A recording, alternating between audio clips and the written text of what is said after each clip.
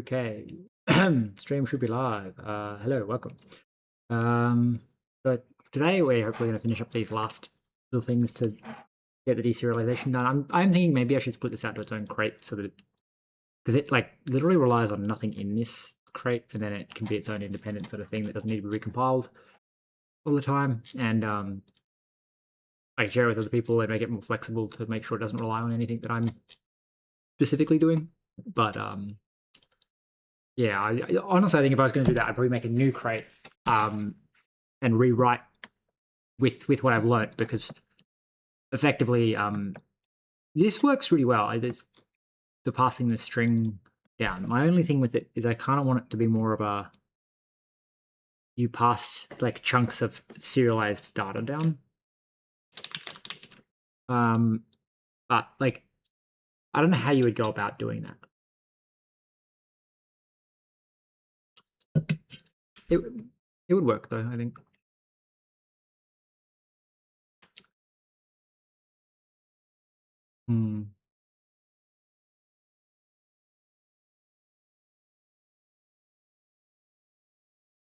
Anyway, we need to work. We need to work on the structs, tuple structs. So in D we have destruct.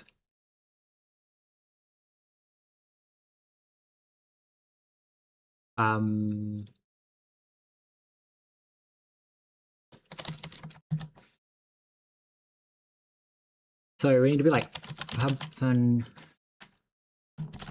deserialized struct, which again it's going to take in self. It's going to take in the data of the struct,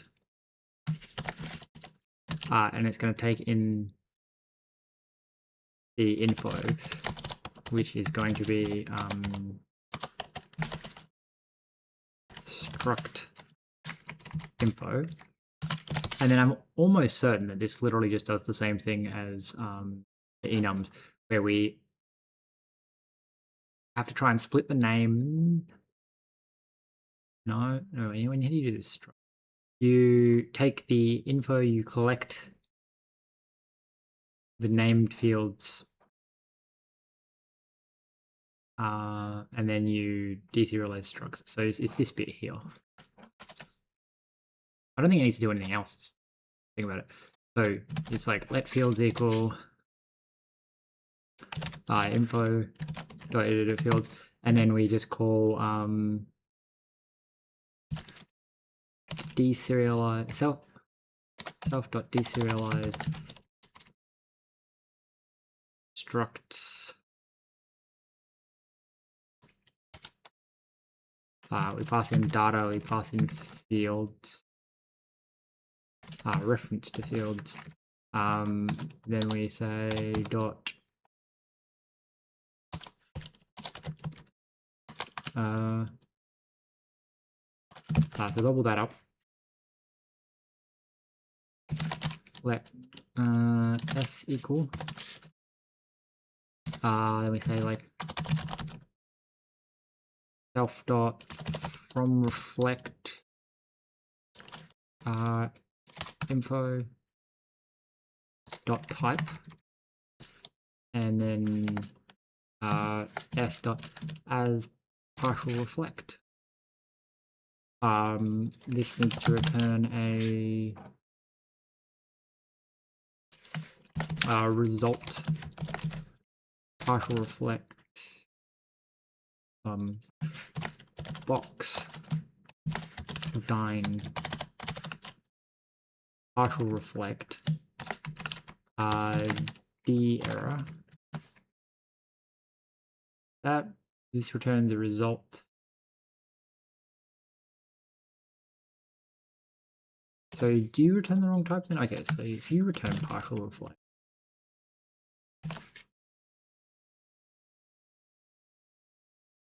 the from reflect gives an actual solid type, and then dot into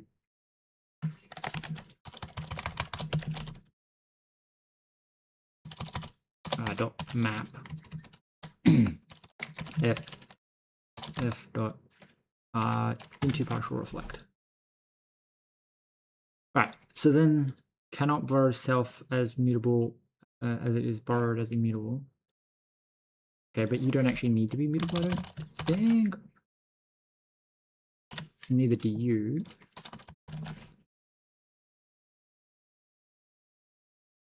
Alright, now we have to chase down our tails here and say that none of these need to be mutable. Because none of them actually change the shape and structure of anything. So you're saying that DeSerializer array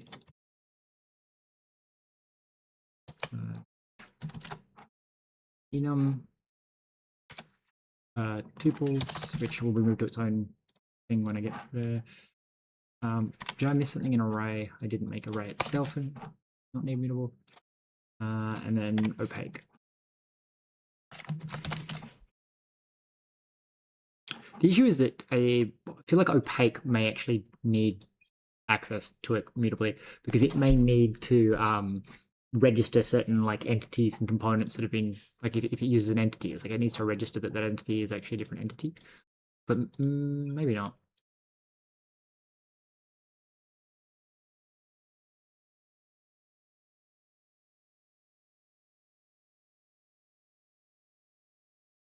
Okay, yeah.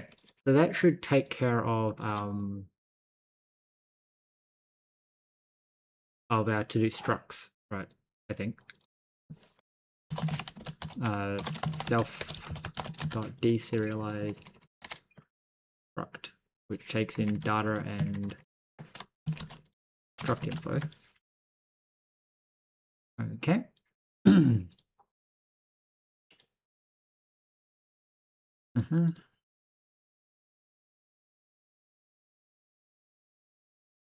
So there is a smarter way of doing this, which would be to say, instead of passing it in here, we could just pass in the actual type info, make each of these take in the type info, and then make each of them assert that they are actually that type. Interesting way of doing it. Tuple struct. Okay, so a tuple struct just says self.deserialize struct tuple. We go here and we go, hey, duplicate that entirely, rename it to struct tuple, tuple struct info, then you deserialize tuples, and everything's the same. Right, so that should work for you now, and then you need to take in data and tuple struct info.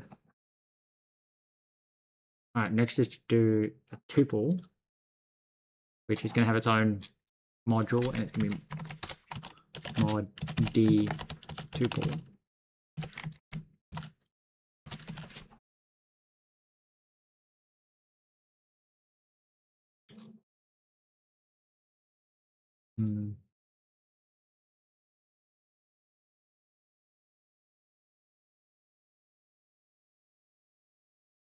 Self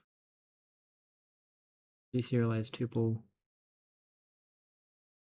So I'm trying to remember. So struct obviously has this deserialized tuples, which we're going to say actually cut that. Bring them back up here, go into the tuple thing, paste that here, but we have to like take this stuff too, so that it works. And we just go paste that there, close that there.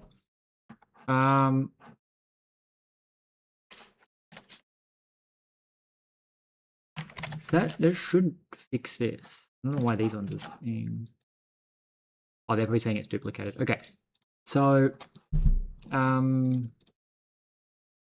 this is deserialized tuples. So we're gonna say pubs then deserialize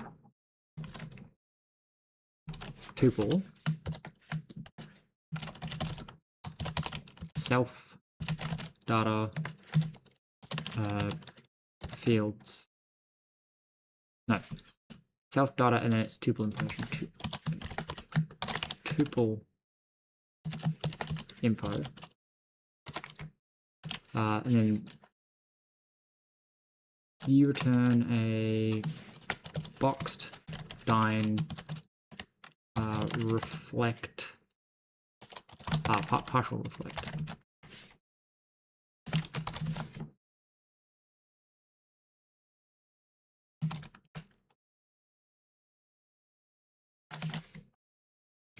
With the whole arrow. All right, then we go back to the enum.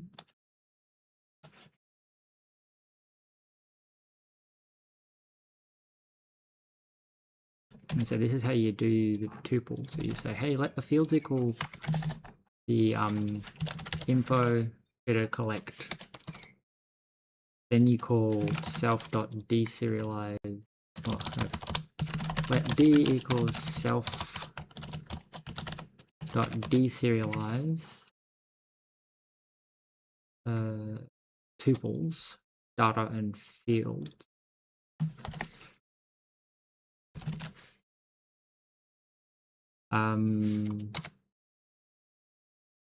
If we question mark you up and then we say self dot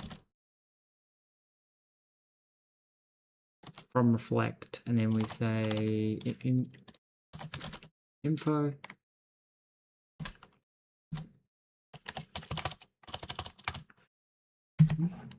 oh, no, this is info. Sorry.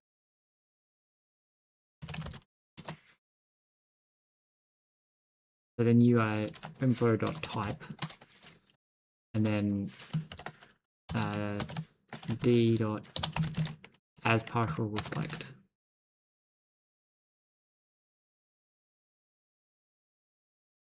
What is your problem?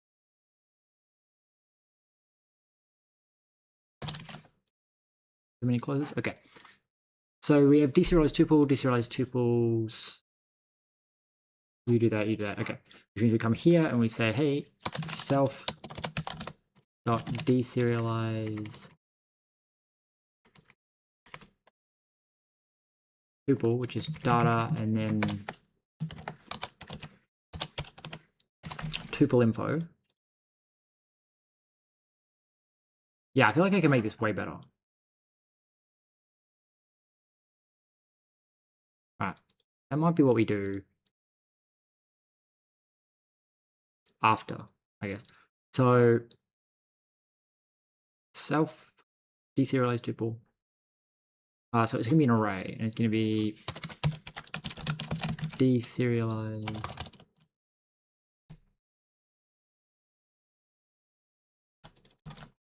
list. Again, takes in self data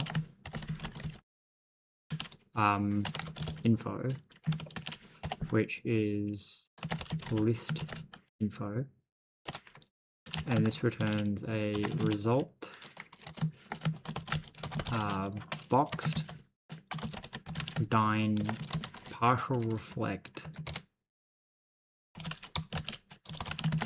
d error blah blah blah brain.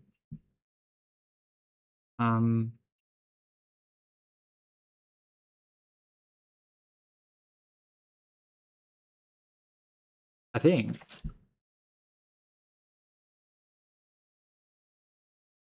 not entirely sure, but surely we can just call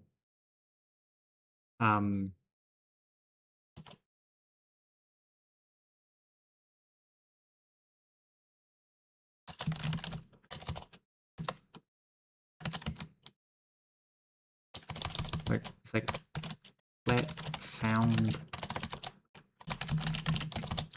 equals self dot deserialize sequence, which then takes in data. I don't know why you're passing in a reference to data anyway. You take data and then the item, which is then going to be like info dot item type, item info.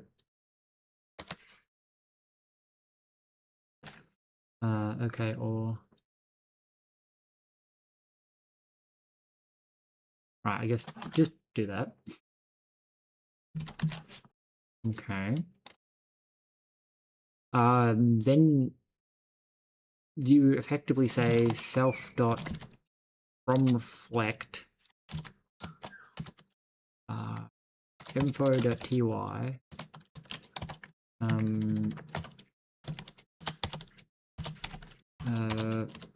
found dot as pointer. Okay. I guess this doesn't implement reflect, which means that we need to say like let new list equals dynamic list from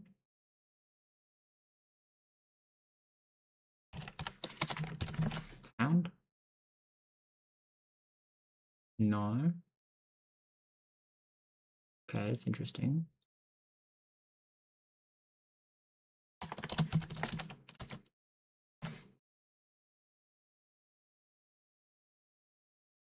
Well, it does just have.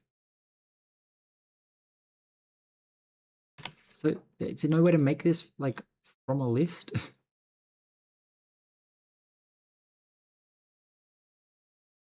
So get, insert, remove, push, len, iter, drain. No. You are just a vector of box, like.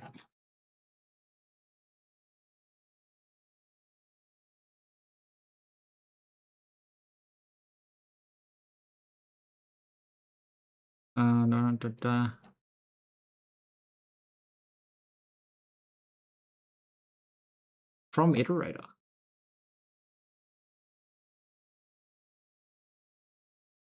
Alright. From iter, which is then found. Okay. And then we can say list dot as partial reflect.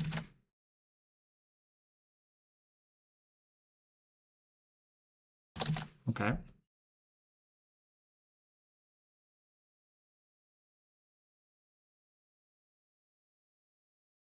This feels like a terrible waste, but anyway.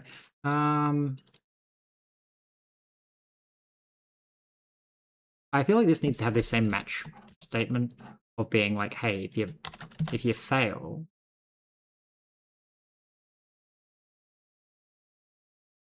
on error,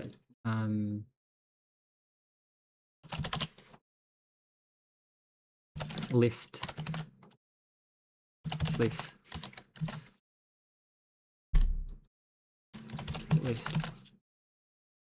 Right. So that should then, in theory, go like, hey, if you fail to make this thing, please just give me the dynamic list back. And then we can say like self dot deserialize list with info and list info. And then we only have like maps and sets to go. We do kind of need to set up our tests. So this is 30 opaque, and then this is 30 enums. So you shouldn't go in there because you're not actually opaque. So fn, send a new test. Fn 30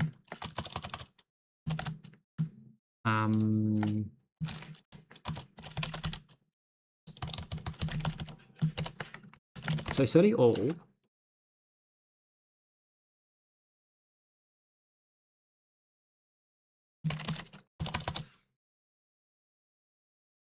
So when you do that, just registers the test struct, please. And then we can be all like brain 30 test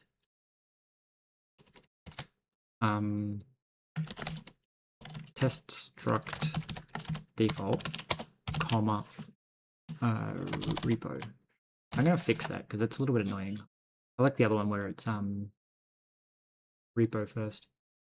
So yeah, repo. Oh, I don't.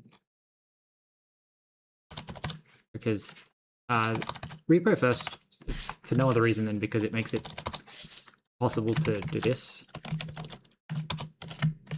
and it basically means that like they're identical up until you get to the type that actually changes.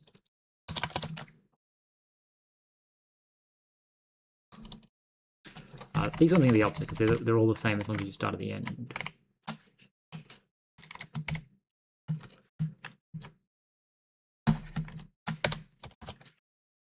Then we have to go like home. Like that. So effectively, the difference is only like they all start exactly the same, and then the type. So it just makes it nice and like neat to feel like they're all going to look exactly the same, like that. All right. So you're saying that you can't do this. Why can't you? Where are you going wrong? You're saying that T doesn't implement debug. Well, I mean, technically, I don't need debug anymore.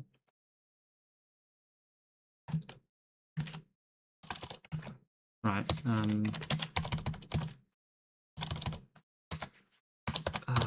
Wait, I need to do it and say it's like as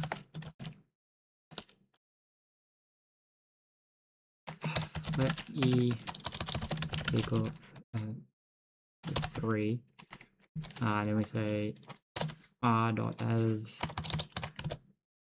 partial reflect,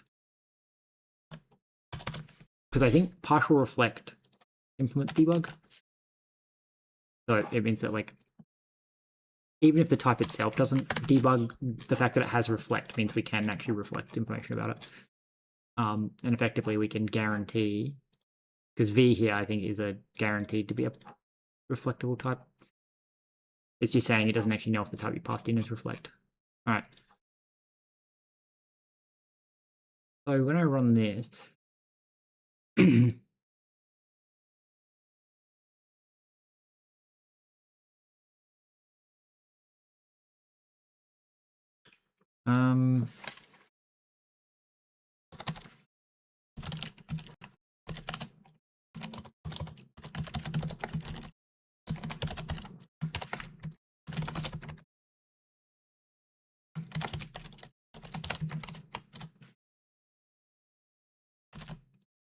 fact that I'm doing this so much makes me think I should just make this its own thing to be able to get me to call the repo and have it register everything for me without me having to be like, oh, do this, do this, do this. Okay, anyway. So we do that, then we create like 30 test.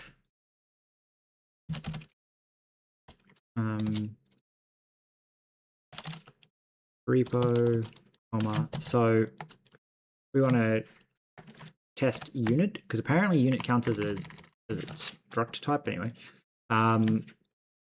Vec 3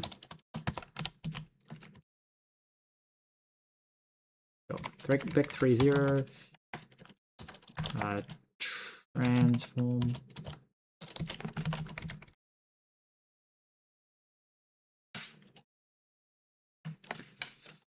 can you please what?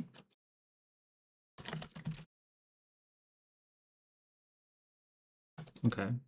Oh, transform identity. What else? What's another like just sort of generic struct that I can test? I guess complex default. Do we have a new type struct? We have the marker struct. To test that one. This test struct. Testing complex struct. New type.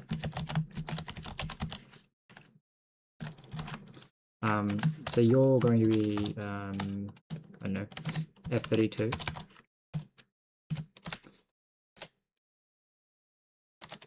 Struct.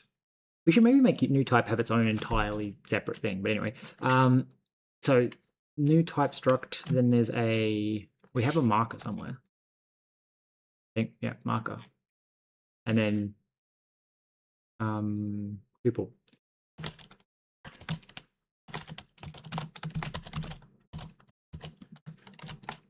Struct like F32, U32. Because I feel like making new type have its own custom serialization would actually be useful. So we're going to say new type struct 10 tuple struct 5 1. So it is saying that neither of those have reflect, which is fine. Need to derive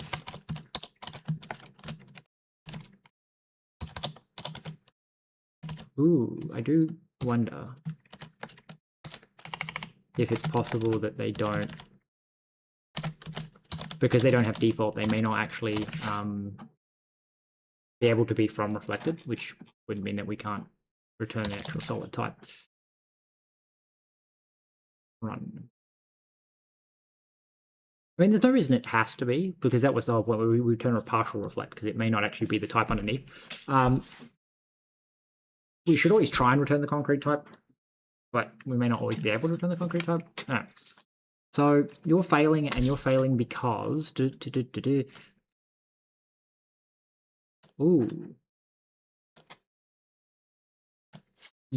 so unit fails because called result for enum no from reflect.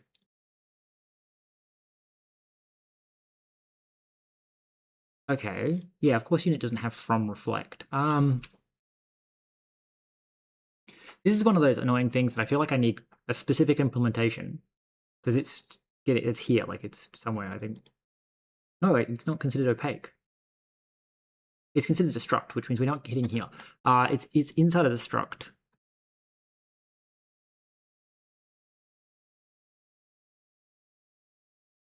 Oh, that's interesting.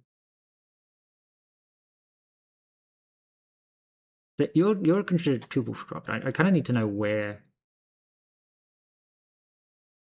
DeSerialize struct.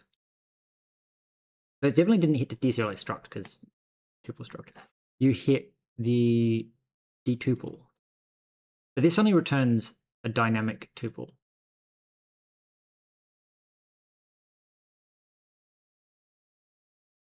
Is there a dynamic tuple struct?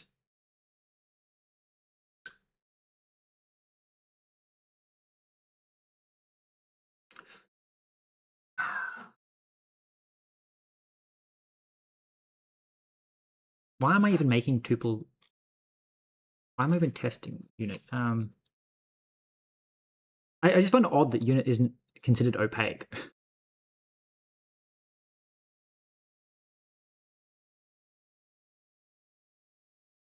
Unless it's a tuple. Like, what is it actually hitting? Something's saying data. Who is saying data? All right.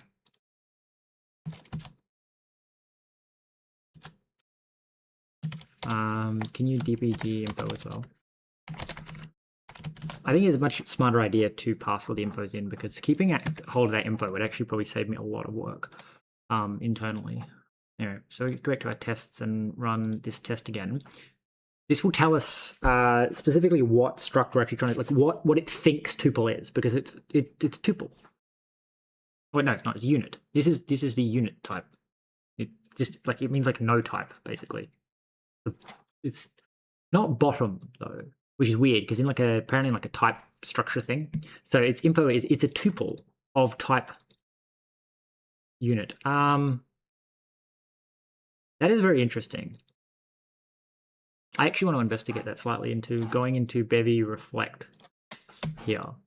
And then somewhere there's got to be like a Bevy reflect impulse core.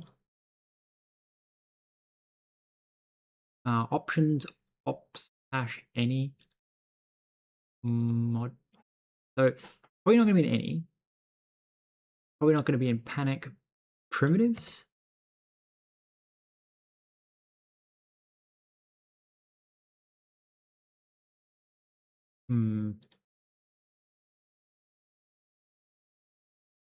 Might be easy to find this on GitHub, but anyway.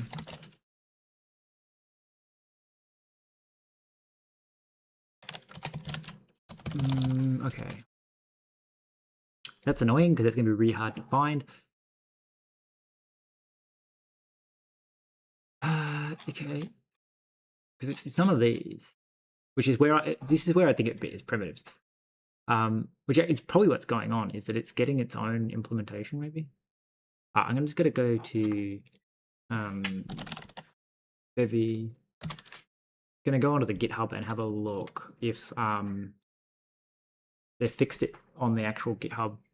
It's just such a weird like thing to have as a hitting I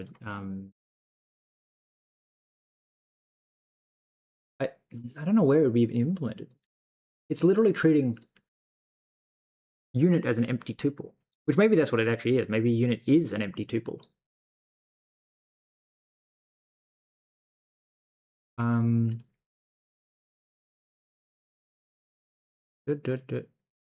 So not examples. Crates. I mean, I can do this on this main screen so you guys can see. Better than me like just having a blank screen and mustn't fucking around. So we have crates. One of these crates is called reflect somewhere. Reflection. No, these are, how do I get back into examples? No. Crates. Bevy reflect. Skr. So there's impulse.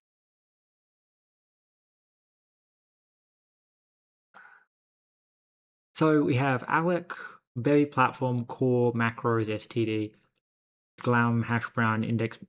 Index map has one. That's, I didn't know that map had one. Does this have it? Is it this could be a new thing? Impulse.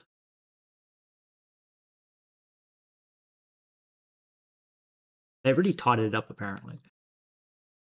No, impulse. There it is. Yeah, it does. Okay, that's good to know. I didn't. It'd be good for testing this, to be honest, because then I could use an index map and that keeps the order, which means that I could actually have my test files work. Fold hash, macros, alloc. So vec string mod borrow collections, tree. Okay, so yeah, none of those. Bevy platform has hash sync time hash map. Yeah, okay, nope. Core, it's not going to be so FFI core. So any hash mod net. Well, let's look at any. So any is literally just a test. Yeah, so just it implements it for type ID. Hash going to be that net, no num ops. Not going to be num, right? Yeah, num's just for like non-zero types. They haven't even done all of them, by the way. I think if I remember correctly, there's like a handful that they haven't done because I keep running into issues on the editor. So again, we are looking in the thing. Result sync time. So it's not going to be in any of these. So this just no unit. Let's go to the issues and see if there's an issue. I'll add it to my list of stuff to report if it's not. Unit reflect.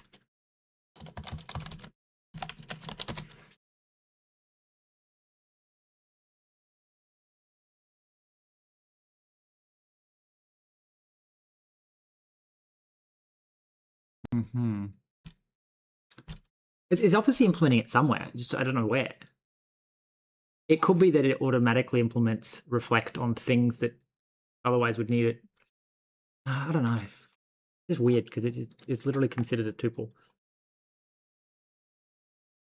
Generics fields, none.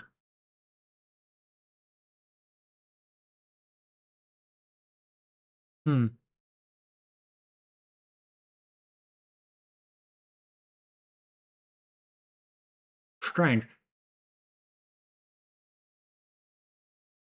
Because my thing is like one of the first things we might have to do is say,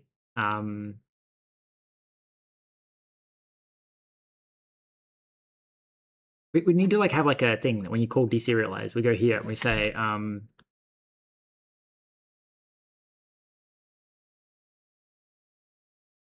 if let some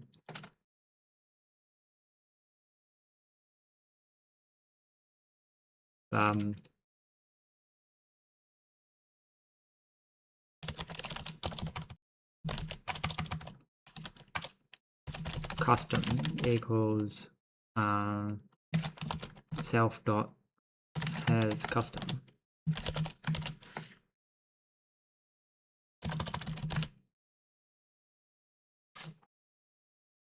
Oh, I guess it's more like if self dot has custom info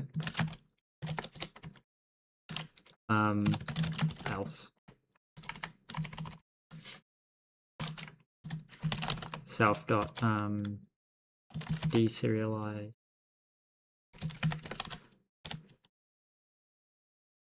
custom.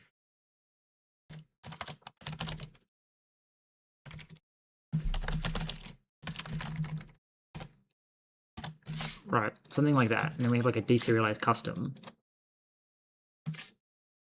So we have, first of all, we import we're like pub has custom, which takes in self and a type info. I mean, like type info. Actually, ID. We should just pass in a type ID. It makes it much more likely the compiler will fix it, and also like right. So we pass in the type ID. It needs to return a boolean. And then we can say like ID. No, matches. ID. And then we can be like,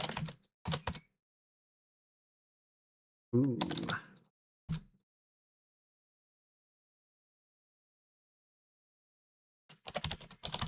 Wait, is it type ID?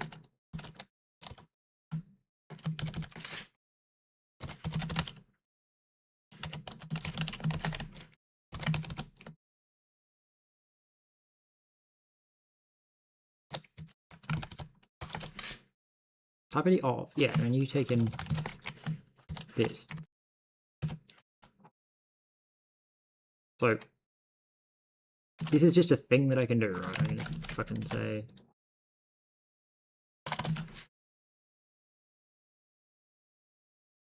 expected tuple struct or tuple variant. Right, okay.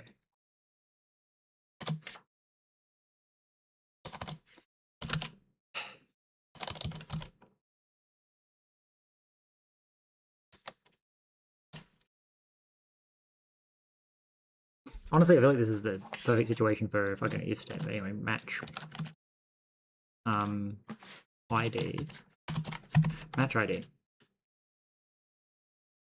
No, I see, I can't do it in match because matches have to be constant, which means it's just like an if.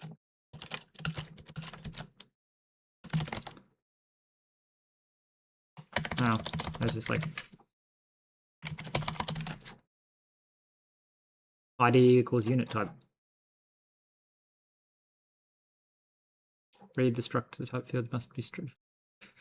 Right, so we say, hey, if you have a custom, and then we can be like pub DeSerialize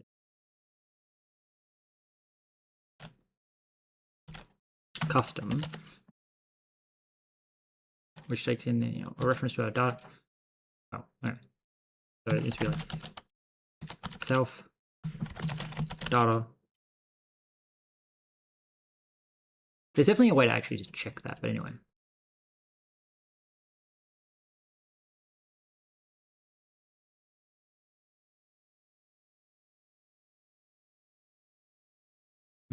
So it's not self.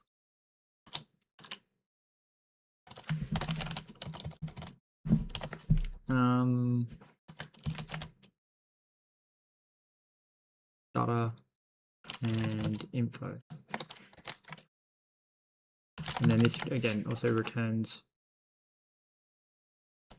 our result type like so. And then we just say, because is this const? This is const. So actually maybe we can say like match info dot type ID, and then we just say type ID of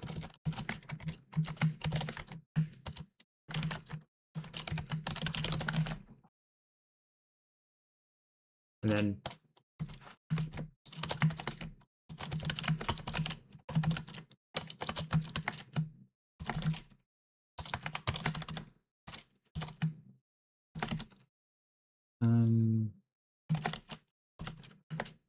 actually this is just going to call unreachable because you should never get here. Alright, expected tuple struct or tuple variant found.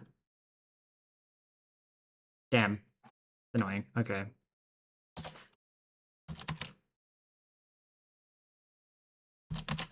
If ID equals type ID of unit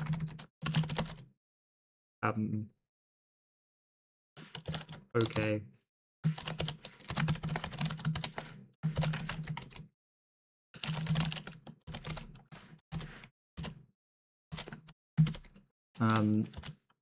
Called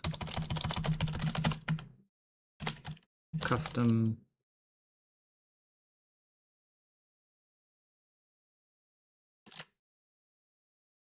on invalid. I mean, the smarter way to do that would be say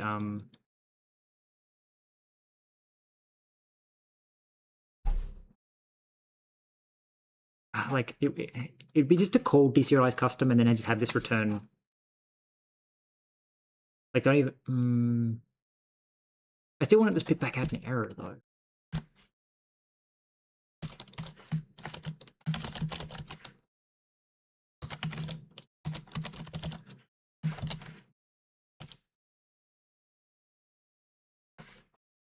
Well, I guess the trick with that one would actually be to say you return a option.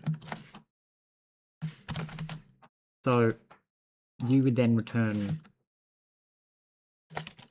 okay, none.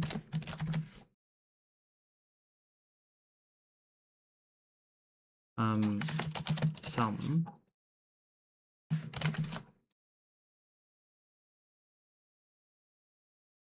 So wait, ID is in info dot type ID. Right. So the way that that works is DeSerialize custom. If you call DeSerialize custom, so it's more like if let sum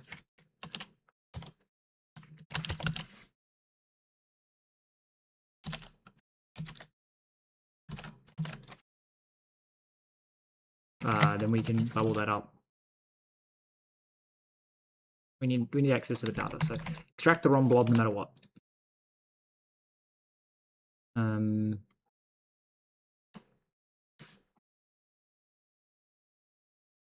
So we bubble that up, and then we return OK. See. So if I remember correctly, what's happening is we're going to say we're going to call self.serialize DeSerialize custom, and then if that throws an error, if this throws an error, we return that error. If it doesn't throw an error but returns none, we just deserialize it as a string. If it returns some, we return the sum type that it deserializes. So this lets us effectively, we'll get rid of this entirely, have a custom deserialization for any type that we want. There is another way of doing this. I'm going to remember how to do it. Is that we could register specific additional stuff. Like we could register a custom type into the type registry, and we can look up if the thing we're trying to deserialize has a custom deserialization. And if it does, we can call said custom deserialization.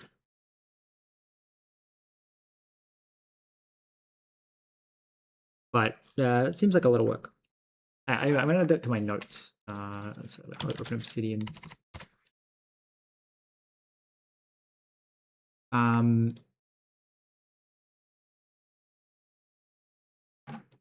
Fucking two things. Just put this at the end of my stream stuff.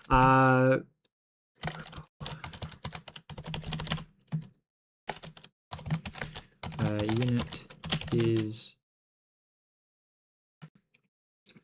a tuple type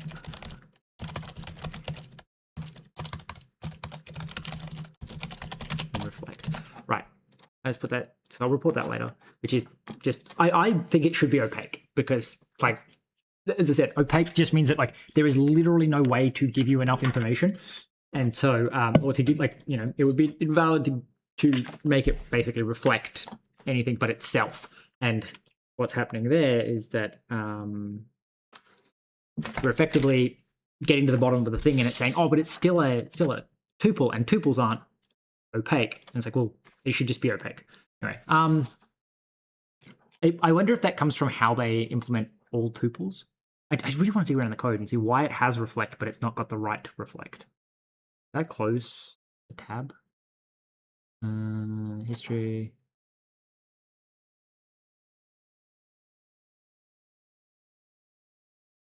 No.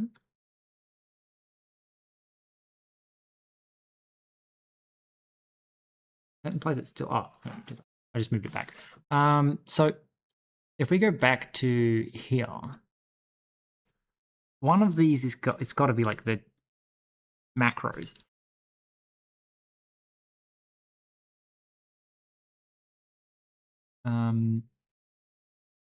List.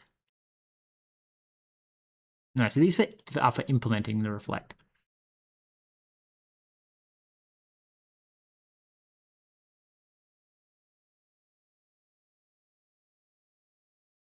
Maybe it's one layer up.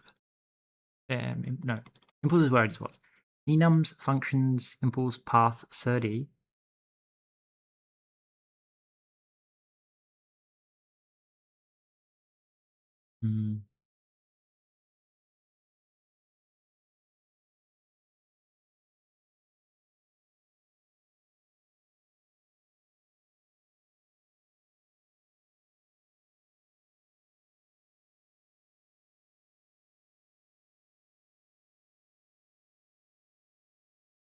Very interesting, because they do appear to have a SERDI thing. The fuck do they do it?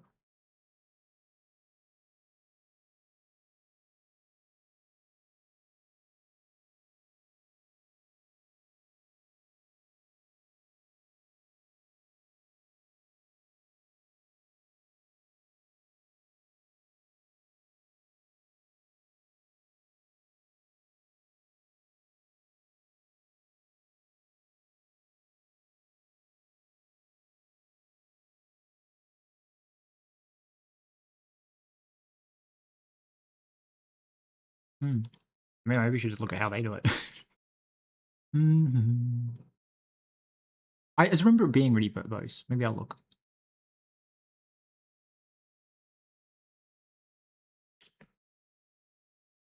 Tuple.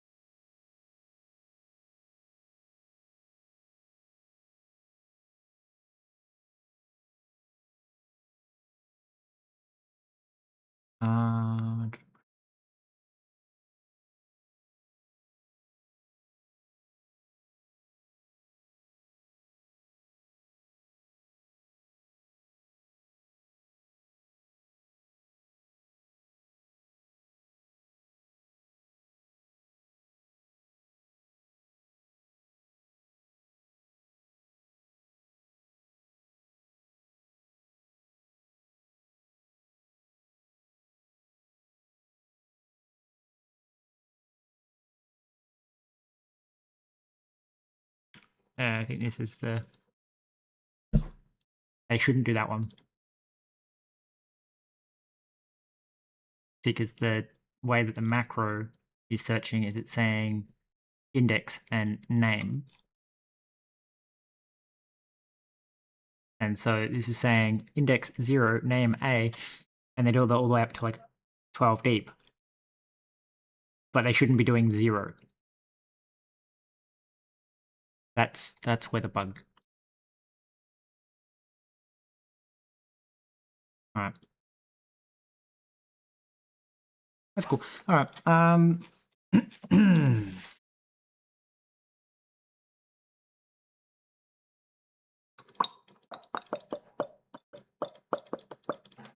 Yep. All right. So, DeSerialize custom, DeSerialize string. All right. Let me bring the stream back up so I can monitor things. So now that has a custom serialization. So I guess we run the test again. I go, okay.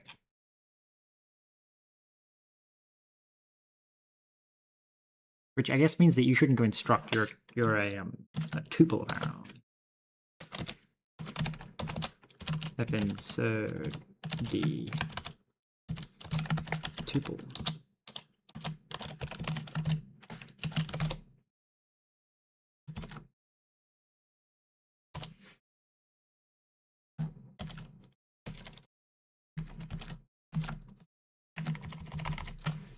I believe any type that, as we just saw, any anything that's made up entirely of tuples should work. So we should be like 1, 2, and then like 1,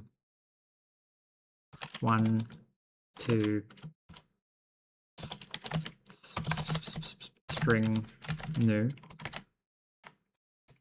Well, no, string from test. And I don't really care about the rest of the tuples because if that works, then tuples work. This is a test, please. Test. Alright, run that test.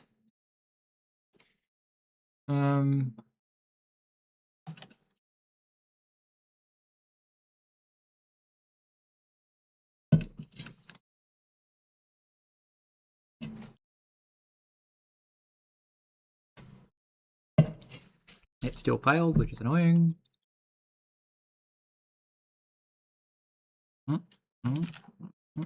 Oh.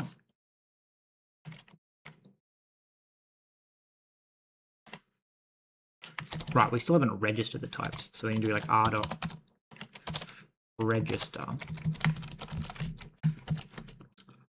1. That does make me wonder if I r.register. Surely not, but like, well, again, it doesn't actually go here. Oh, sorry. This is a U32. Means I do need to make this a U32. So then the other one is a F32 U32, and then the next one is a U32 F32 string. So I need to register all these types. I also need to make sure that you actually are a U32, because there's a chance that it might just make them I32s or U64s. Alright, run this and go, hey, you gonna work now? How the fuck do I fix my terminal? What did I do?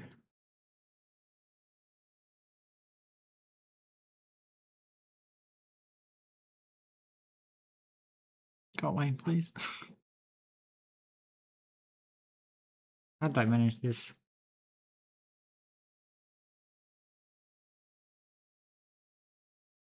Okay, there you go. Go away. Are you my test? Did my test pass? No, my test failed again. And it failed again on...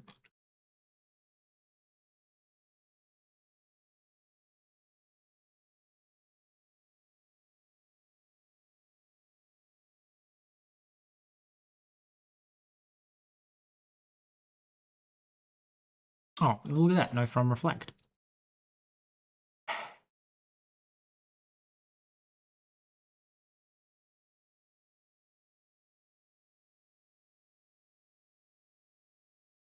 Okay, so that means that like the tuples need to do the same thing.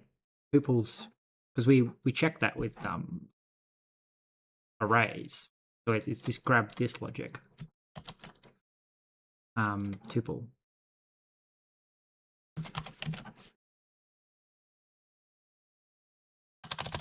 And then you just say like D, and then D.set represents type for that, and then return D. I'm going to make you middle because you're a dynamic tuple. Okay, so if you fail from reflect,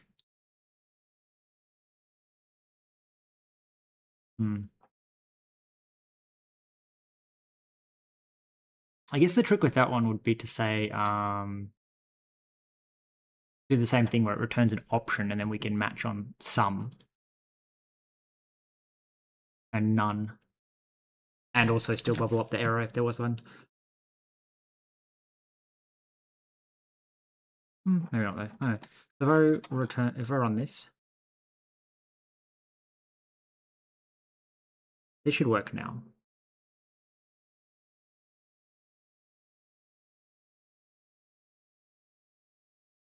Yeah, it's still panicking. Type not, yeah. Okay, F32. That's what I was talking about, where it's like, if you don't specify the type, it will default to a different type. So because I called them F32s, and I didn't specify down here, I just inferred that there must be F64s because I didn't say otherwise, which is annoying, but anyway. Oh, the test passes now. Yay, okay.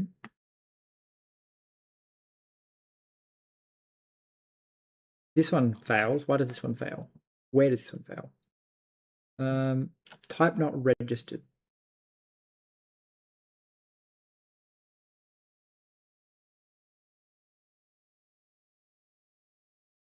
Vec3 curly brace.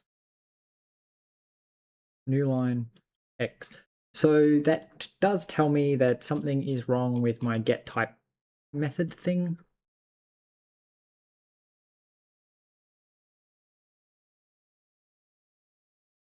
I should actually just see what Bevy does when you serialize and deserialize shit. My thing is, I'm pretty sure it doesn't work if it doesn't say it can be serialized or deserialized. Yeah.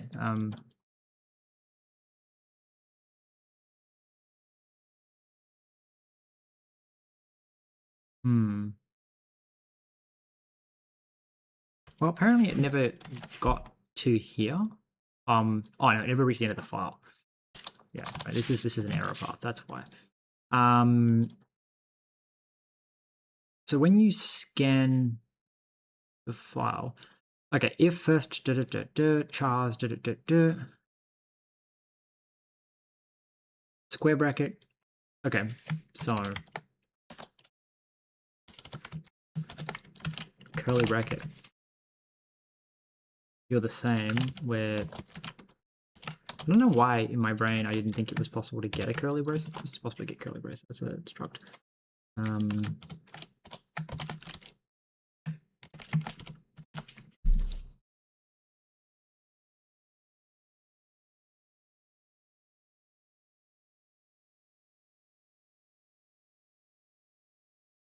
Okay, deserialize custom, deserialize string. I mean, that should work. I just need to make sure that this one, yeah, you do the reciprocals properly.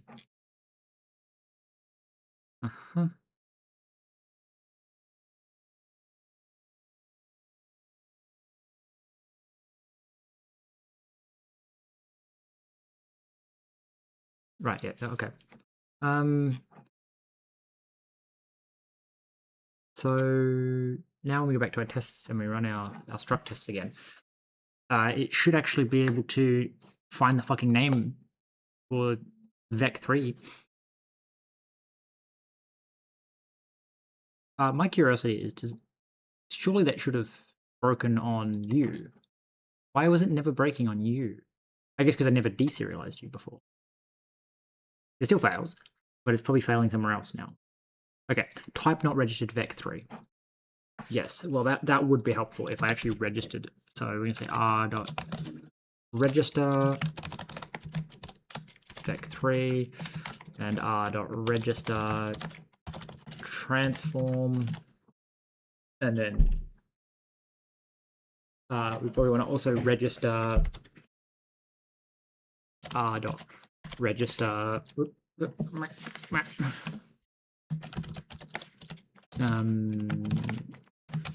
new type struct r.register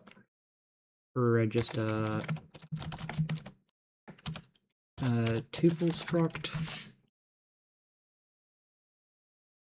Let me run this.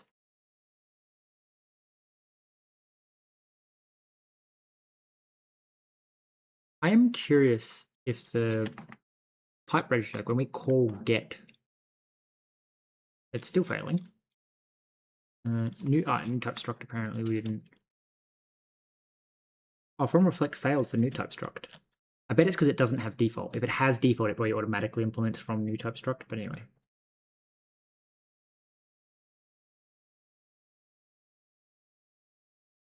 Okay.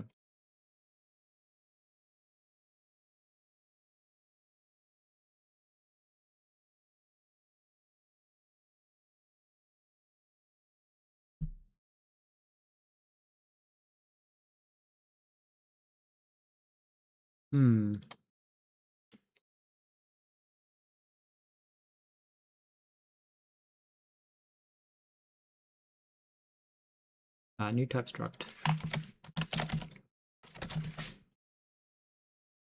And I'm guessing you're also going to need a default.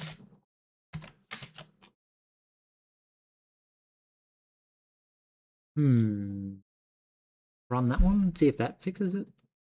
Because otherwise, I don't know why the others have from reflect. I can only imagine it's because they have default. No, you.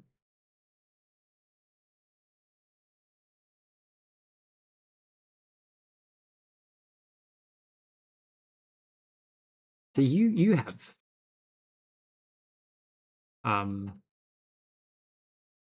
you have default and then reflect. Maybe it's because it's a declaration thing.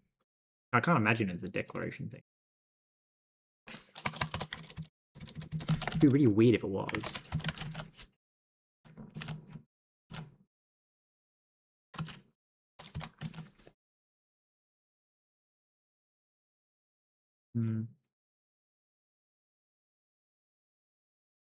Seriously, it doesn't really matter at this point.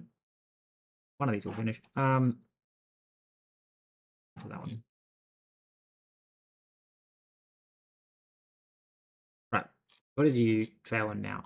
Okay, this just seems to think that new type struct just doesn't have the ability to become from reflect.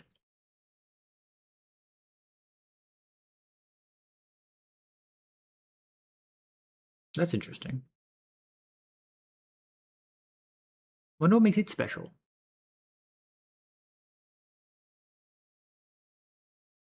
Like complex struct worked, but new type struct didn't.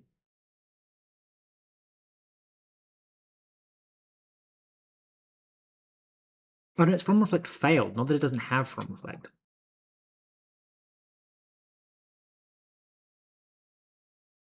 All right. So we get a struct and we go deserialize tuple struct.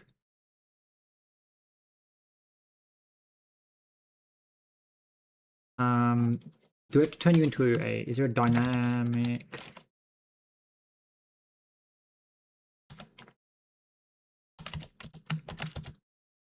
Dynamic tuple struct.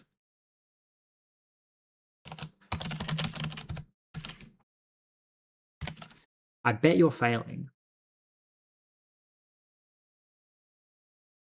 Because you're not.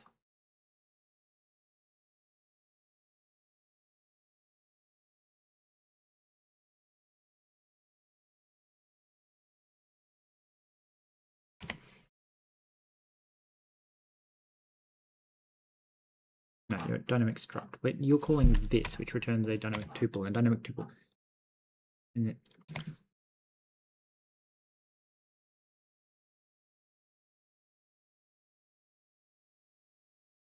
That's annoying. Right.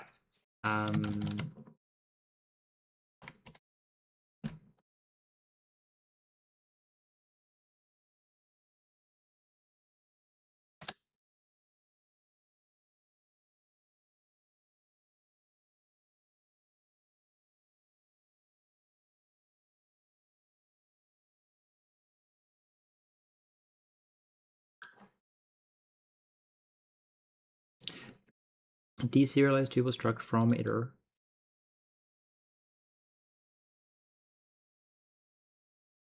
S dot.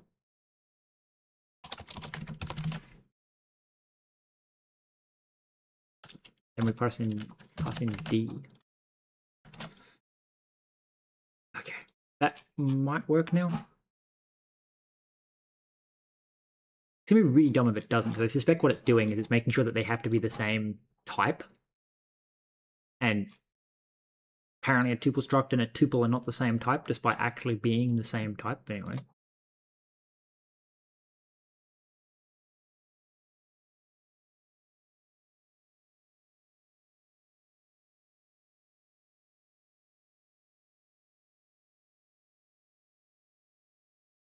Okay.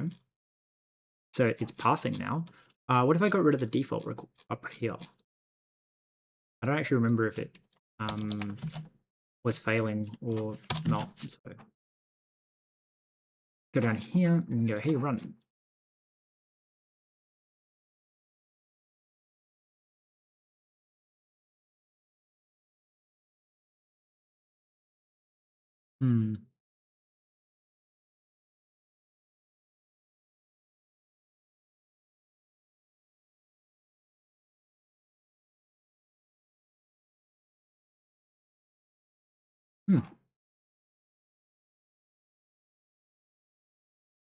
Okay, it works now.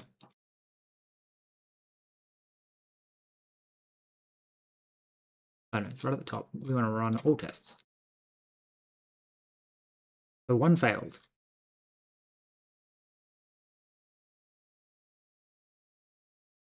Which we what?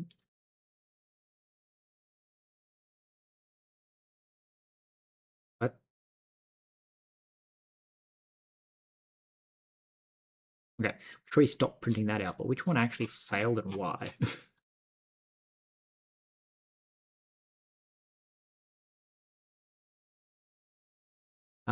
Failed 30 all. Okay, 30 all failed. We can run 30 all and go, why the hell did you fail? What are you not doing? Test marker. Why is it printing that first off after it crashes?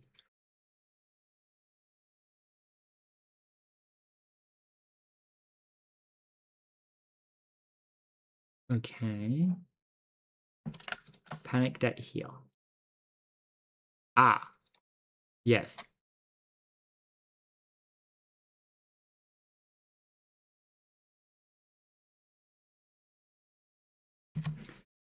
So that's not really a U thing.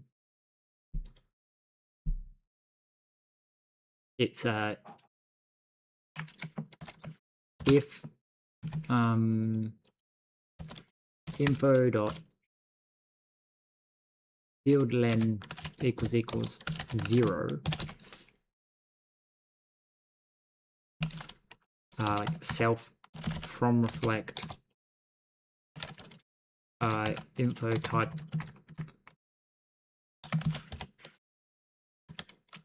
dynamic struct. Well,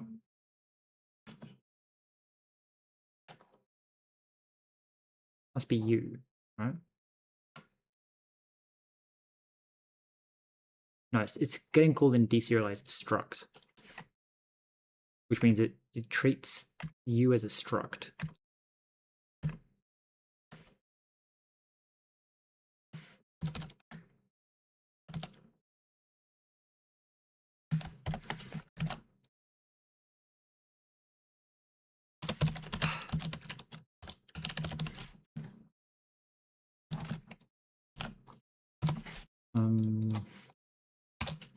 D dot as damage.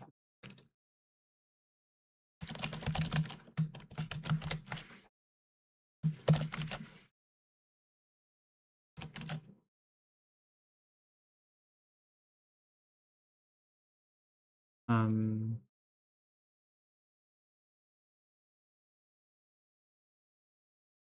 do you mean? Wait, you don't have to be okay, you can just be returned. Why are you complaining? Okay. That I'm fairly sure should be the only case, is that, which actually does mean that technically, since this is like SERDI test,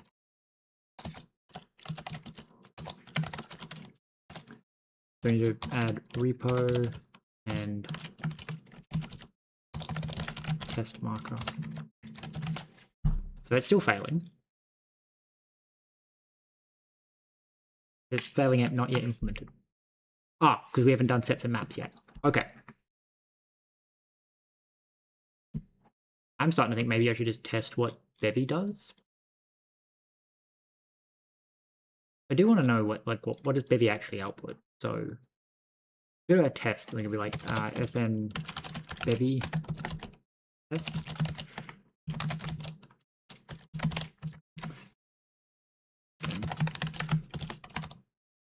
You don't update anything. I'm thinking that one of the first things I'm going to do is go up, copy this, and go up here and be all like fn get repo. This is going to return a type arc. Doesn't even need to be arc, but you do that, you do that. I don't even think you need to drop. You can literally just return repo. Oh, okay, it still needs to drop it. Drop R. Okay. So we're going to be like let repo equal get repo, like so. So we're going to be also like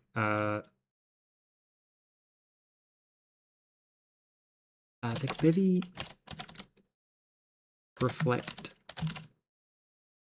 SERDI reflect. Does it reflect serializer?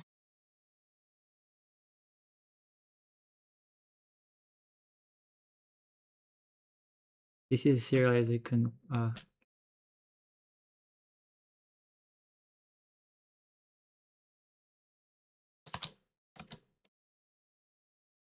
with registry.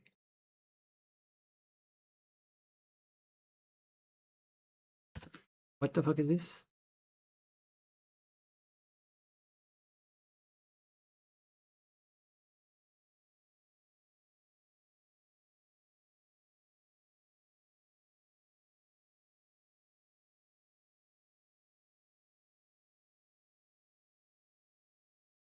Okay, I don't know what that's doing, but anyway.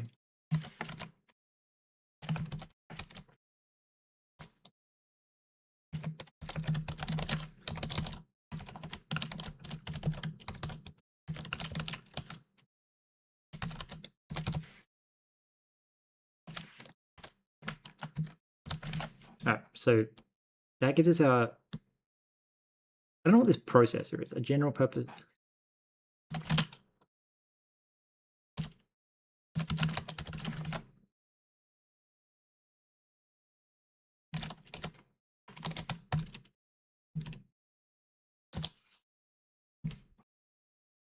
No, flex serializer. Flex serializer. Now, okay, that requires additional information because that requires something. Huh. But it's the value apparently.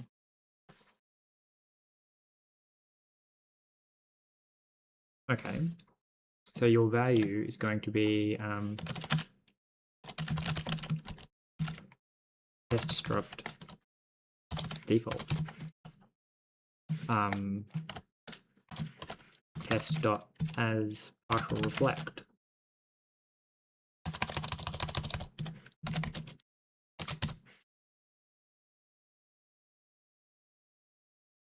Erased serialized.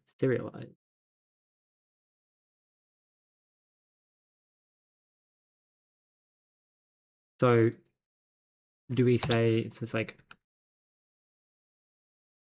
panic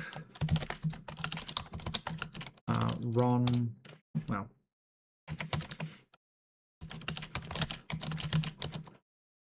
ron cert to string pretty certy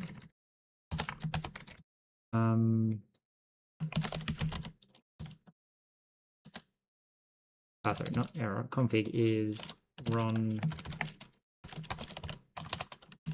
30 pretty config default. No. And then we just return R. We just panic R so that I can see what it says. Well, actually, probably don't want to do that. We probably want to .expect.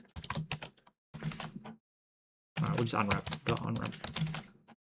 And then panic R. And I just want.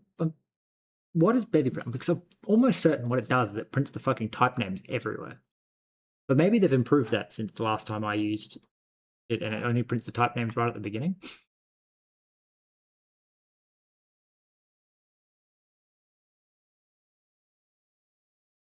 Interesting.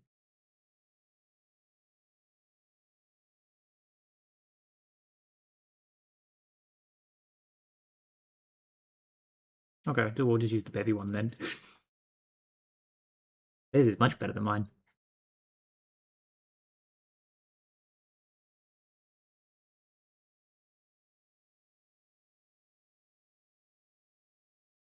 I still don't like that it does a string, but that's about the only thing I don't.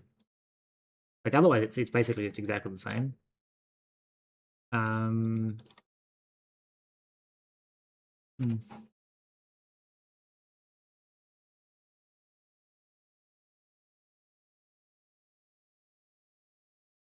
wonder what the processor does. It says P, where it reflects serializer processor.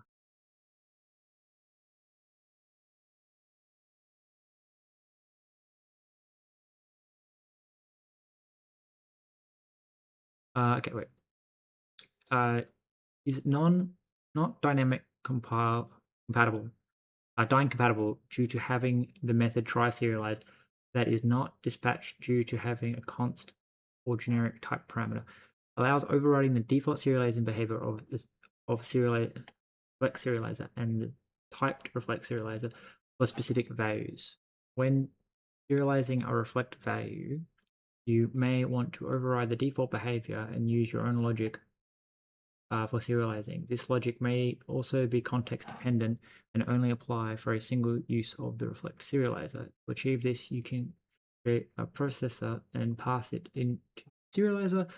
When the serializer attempts to serialize a value, it will first call try serialize on your processor, which may take ownership of the serializer and write into the serializer successful or not, and return ownership to the serializer back, and continue with the default logic. The deserialization equivalent of the reflect.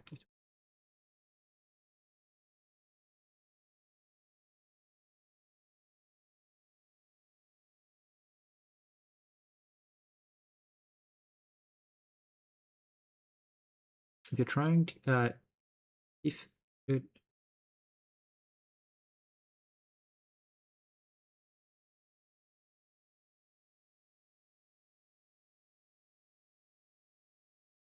okay. However, you may need more context depending on data which is only present in the scope where you create the type reflect serializer. For example, if you need to use a reference to a value while serializing, then there is no way to do that with serialize with registry, as you cannot pass that reference in to anywhere. This is where the processor is useful, as the processor can capture variables.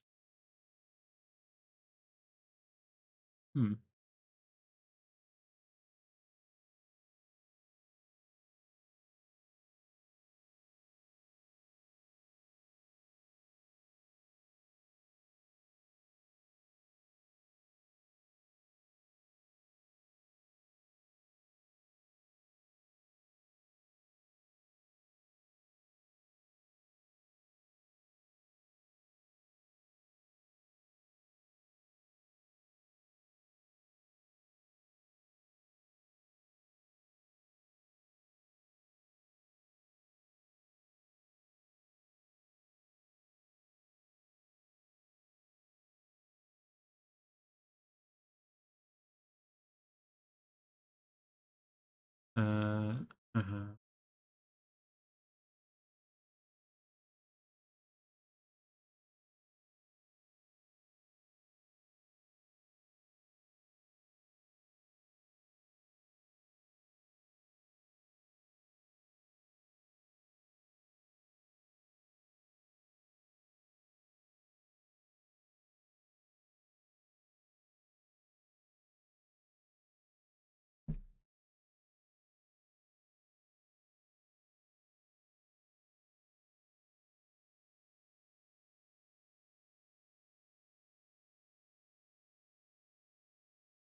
Hmm.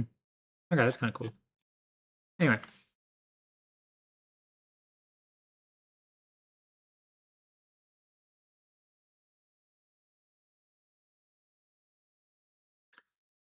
Uh,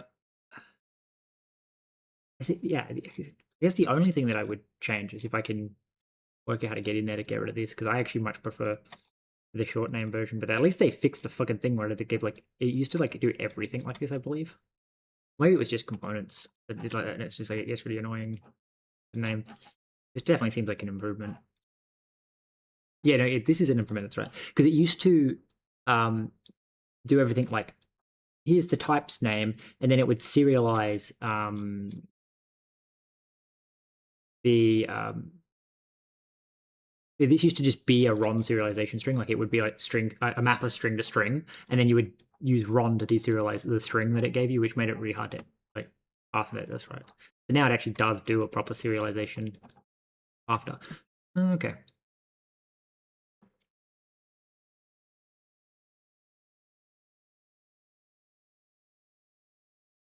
Interesting. I guess I can look at the tests and go, how does Bevy do it? There's the reflex serializer. So when we call, because obviously you implement serialize at some point with processor. Yeah, serialize. When it calls serialize, it gets state and it says serializer serialize map sum1. Yeah, I don't like that. And then state serialize entry value for okay or else. If value is dynamic, make custom error, cannot serialize dynamic values without a represented type. Else make custom error, cannot get type information for reflect type path.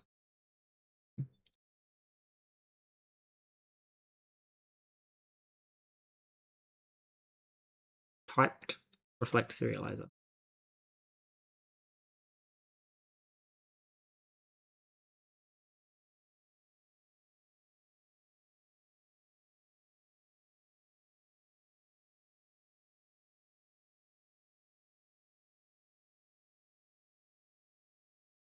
Since type is expected to be known during the serialization, the serializer will not output any additional type information such as type path.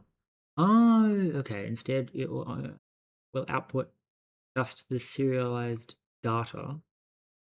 If you want to override serialization of shows, you can pass in reflect serialized processor, which will take pro over the serialization methods. Oh. Hmm.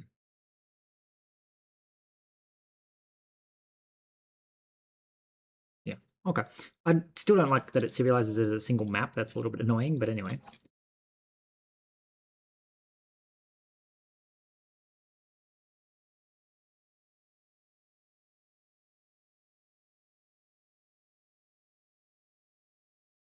Okay. I'm just gonna call this import DC.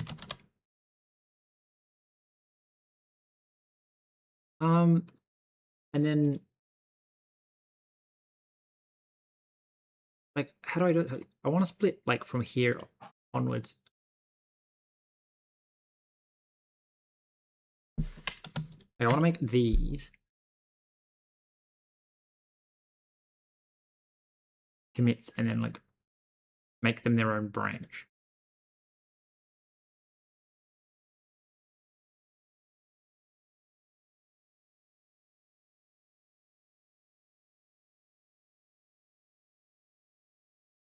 Hmm.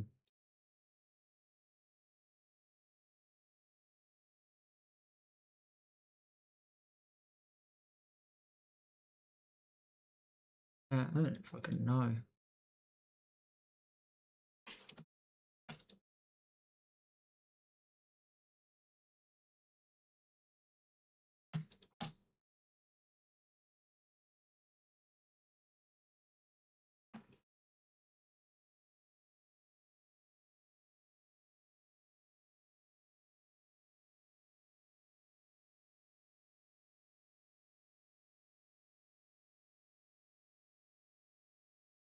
I'll just like call this like custom reflect.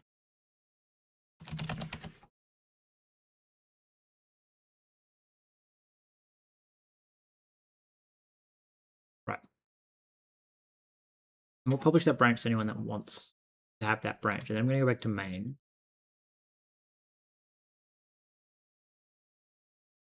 And then I want to say like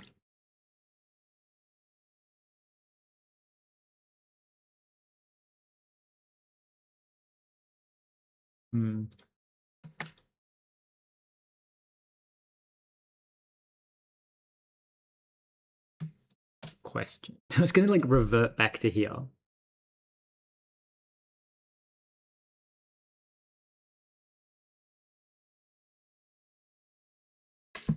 I'm kind of terrified that if I hit wish 5 commits. Well, I pushed it. God damn it. Not what I wanted to do.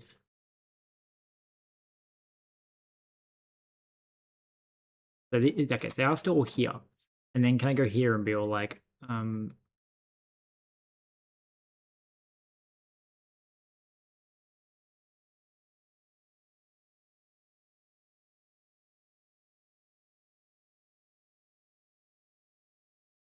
sure.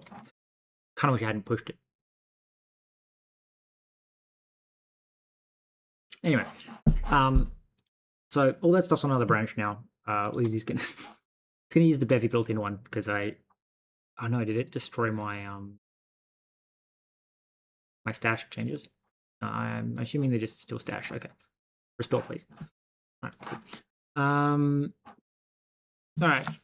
So if anyone wants them, they're on that other branch, but like it feels a little bit silly to have them and then remove them, but that's exactly what I did. So I just don't know how to use Git.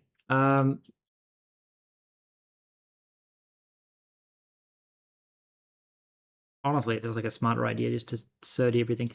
So what was I going for? It's item. We want to say the item has inventory.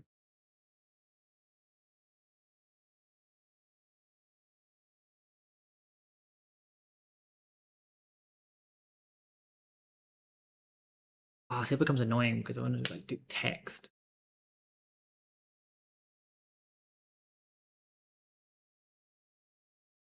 Does text work in 2D? Oh, that's annoying.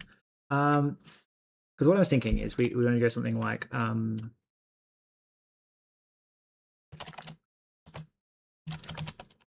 component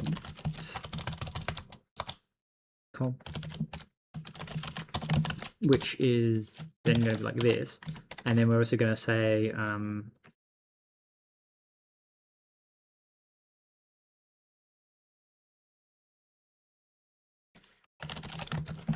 so item components, and we also say like icon components.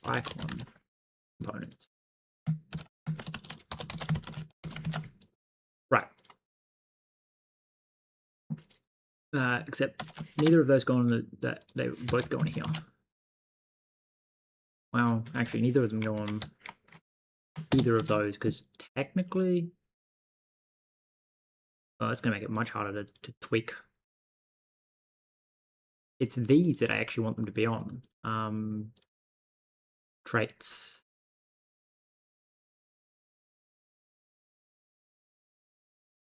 Where's the fucking... No, not hexagons, not assets. Examples, make attributes.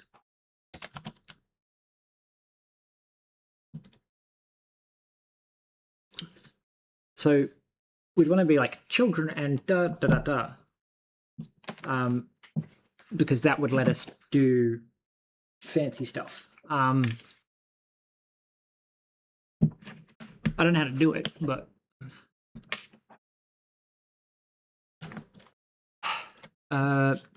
so we have to go down here. I guess we have to test it with.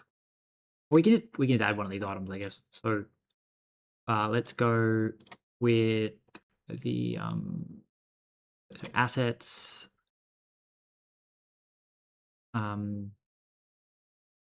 Let's copy athletic.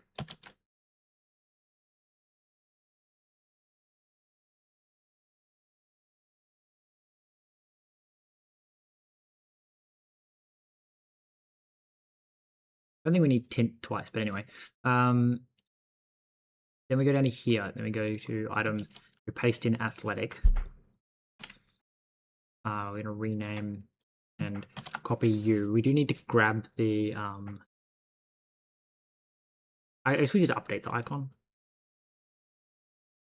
Maybe. We're going to go back to our examples.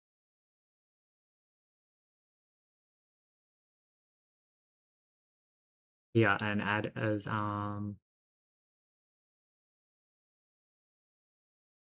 it needs to be one of the fixed things that we can spawn in.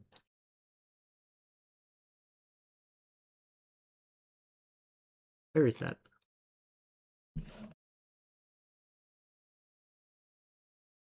Fixed. Known. Okay. So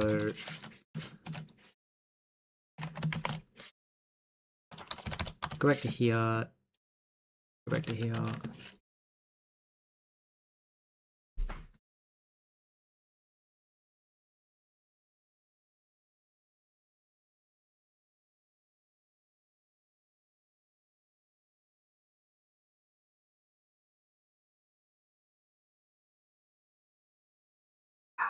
How does it know that?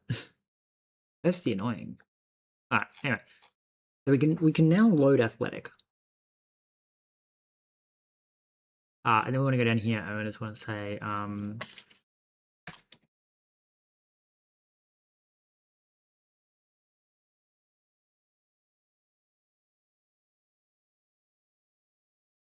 we want to say something along the lines of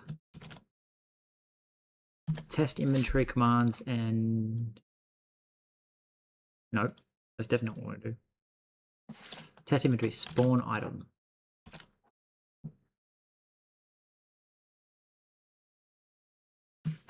At. No, not at. Just spawn item. Why am I allowed to do that? Because I haven't actually told it what the item is yet. So it's going to be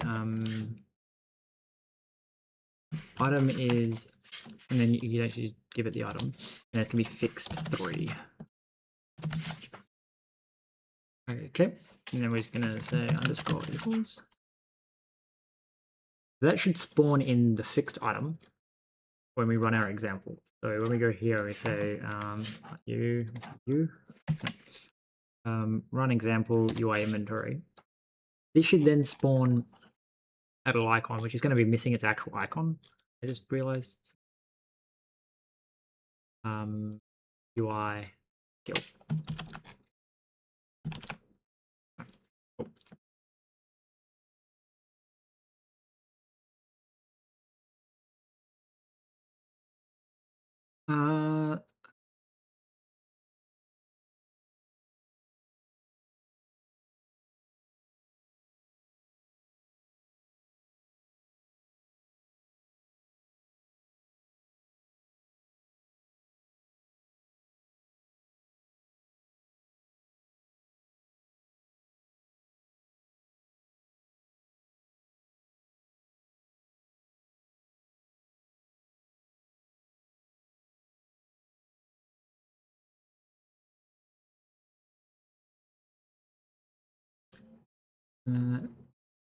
Apparently, lots of things do not fit.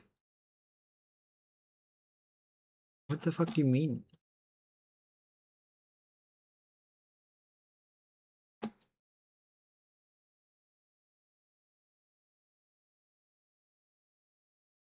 Okay, so first off, it's because it's trying to put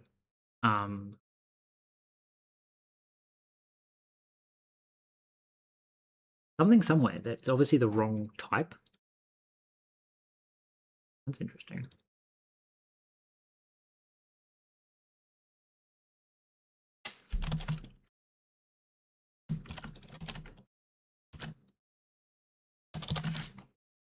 Okay.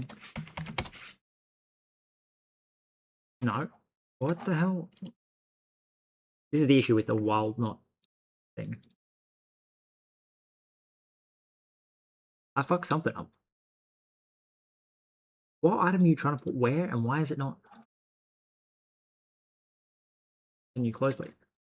What item are you trying to fit?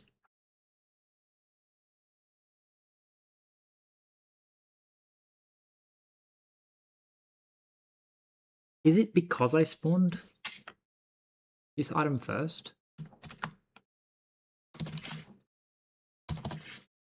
So if I try and spawn the 50 items first, when like that's I'm really curious. When did it fuck up?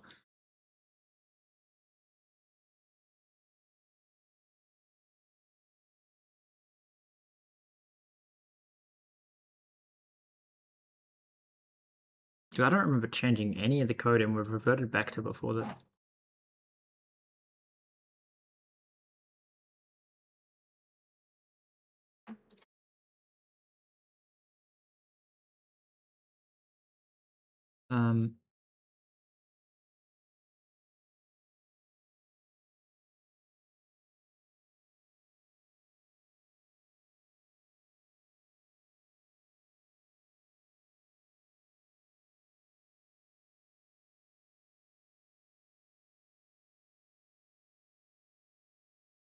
The fuck?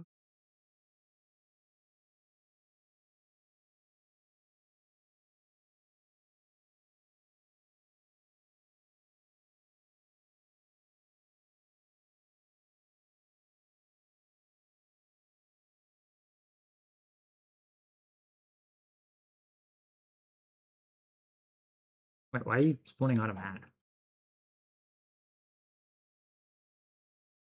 So back to the example.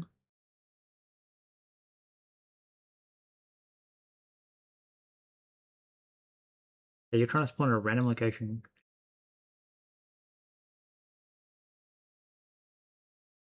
Well, that would make sense that the backpack is fucking way too small. How did I end up changing it? So, anyway, you need to be like 30 by 50? Honestly, make it 50 by 30. Well, that makes sense. Like, if it's trying to spawn 30 items, and it's just that it's just way too much space. Try and spawn 30 items in. Who knows how many items it actually spawned? But there's only like 10 slots, and it's trying to spawn 30, like 50 items.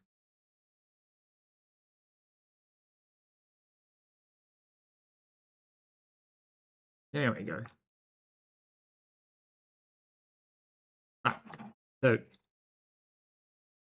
it did fail to spawn the backpack, which I find a little bizarre.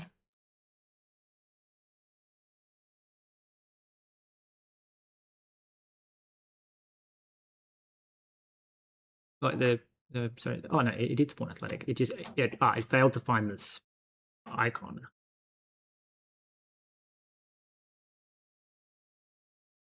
Did I grab the icon? I think I did. I dropped it into assets. Yeah. So we just need to change the path of the item. Go to athletic, and it's UI. It's BBG / UI / skill. So we rerun this. Alright, there we go. So we have this item here. The next is to add the ability to give it. So up here's when I did it. Oh, yeah. Let's just start with icon.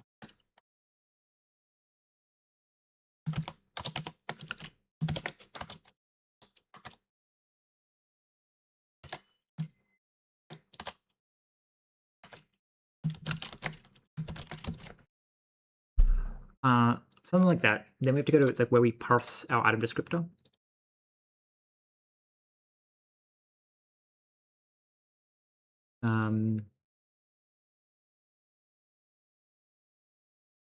Inventory, shape, collision, no. Item. Load item descriptor. Item descriptor. Right. So this needs the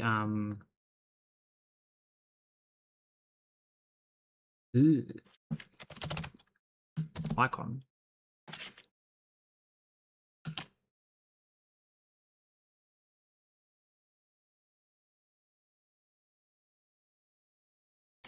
Like icon components.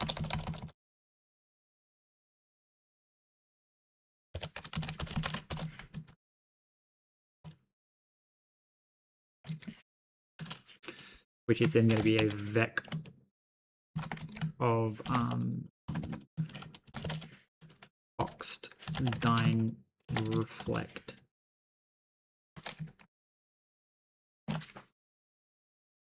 Okay, then we come down here and we say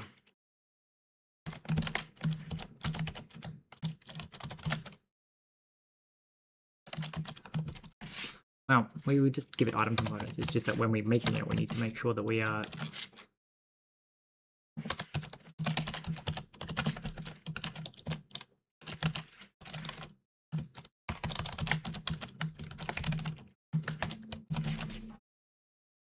so it treats it as a map, which is dumb.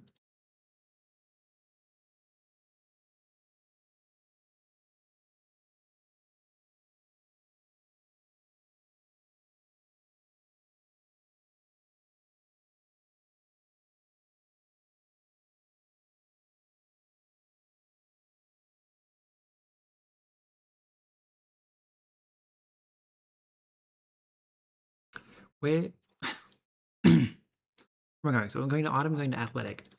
So it's going to be like this. It should actually probably be more like this. And then we're going to go back up here, I guess, and look at like the actual, the ones that I don't use anymore. Where is it? It's like screens, character creation. How did I do this? So the label, image style. So now we need to go to where we spawn the actual like buttons.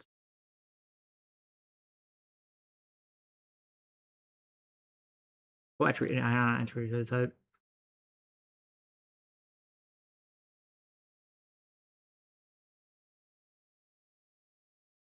okay, image with style, label with style.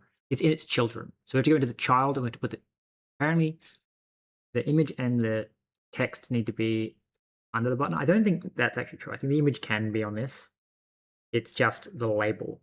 That the label needs to be part of the children. So look at what this is actually going to look like. We have to go to our, like, let's go to the base example. I guess we'll just use test here. It's like update test and be like, when I run test,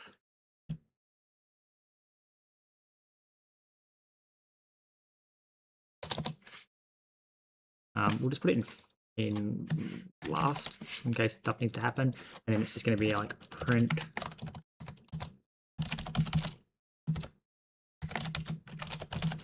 SETI example.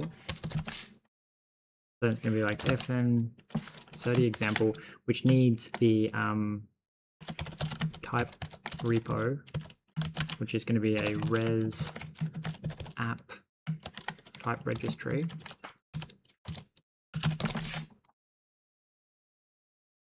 Okay, so then we go let repo equal type registry dot read. if I now said something along the lines of t equals children, what do you actually return? The issue is that you're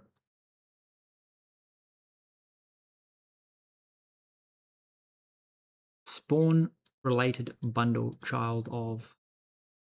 I don't like what you return though. It's a funky type. See, because you're spawn related bundle children of unit type, which means that the type here means like presumably if I put something in here like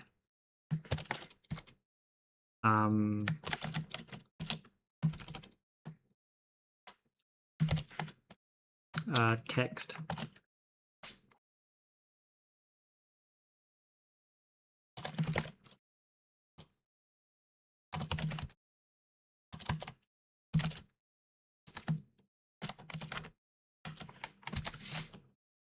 disgusting.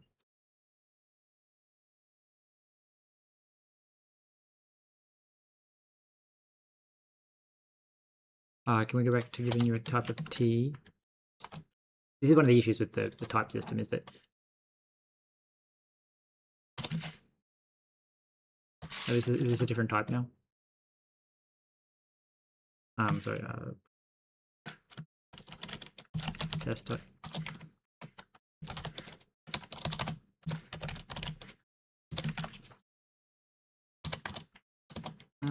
Yeah, now it's a text.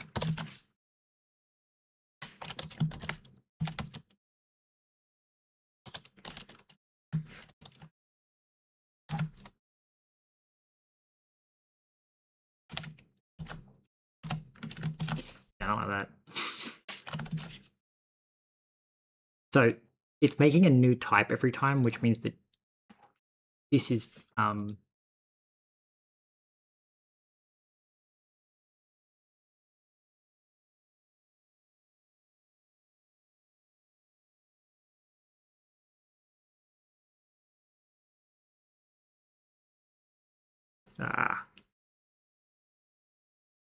okay.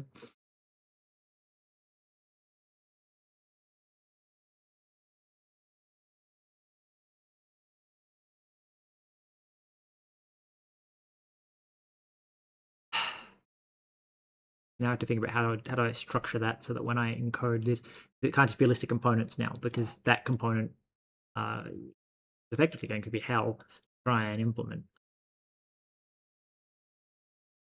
Because its type keeps changing on me. Well,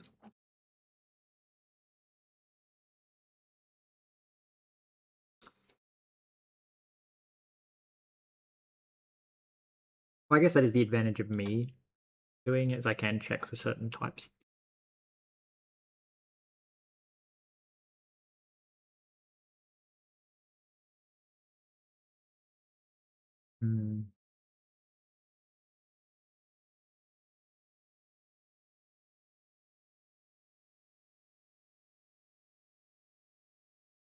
So we have our item icon.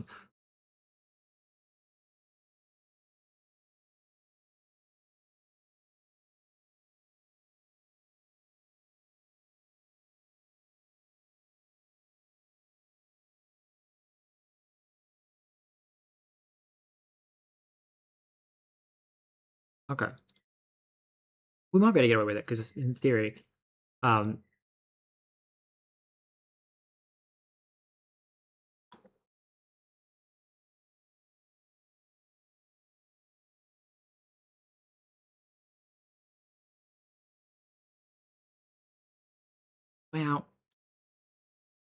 my assumption is that that's not going to have the ability to be serialized.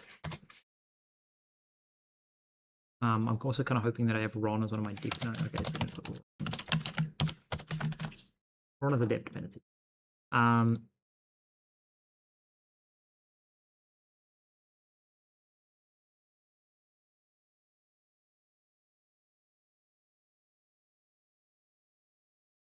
Actually, Ron just becomes a dependency at that point because that's how you write. like I'm gonna read and write from this files in the same way no matter what. So how exactly do I icons?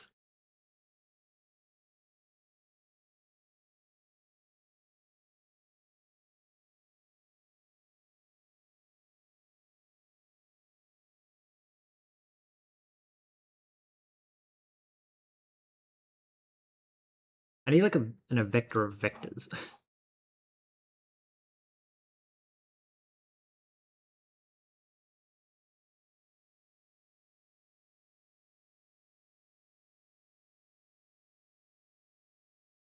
Hmm.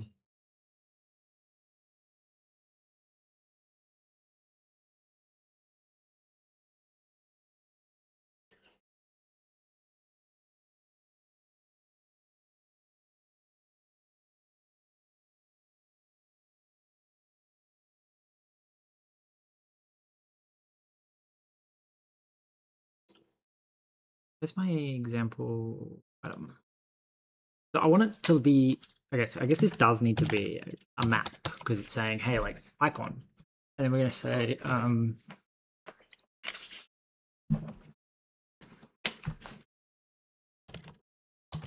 components.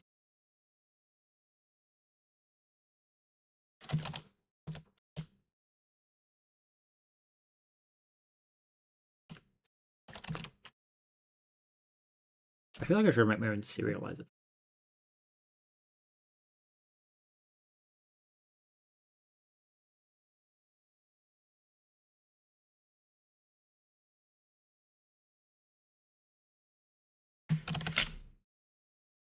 Then components will be an array. So it'll be like that. And then it will be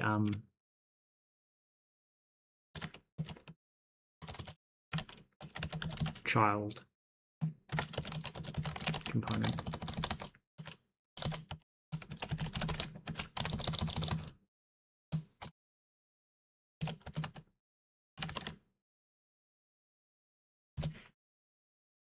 It'll be something like that, but then you can have like plus, was it no, asterisk, one or more, like the idea being that this, you can specify its components or one or more child components. That would be one like that.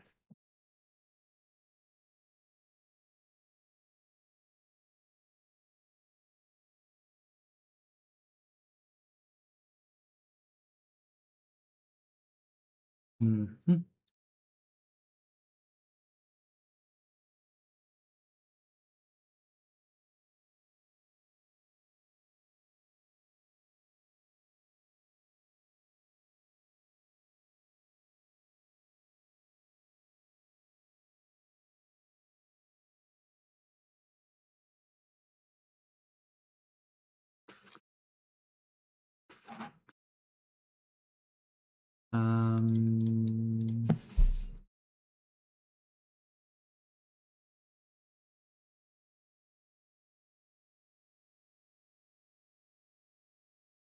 I want to do something like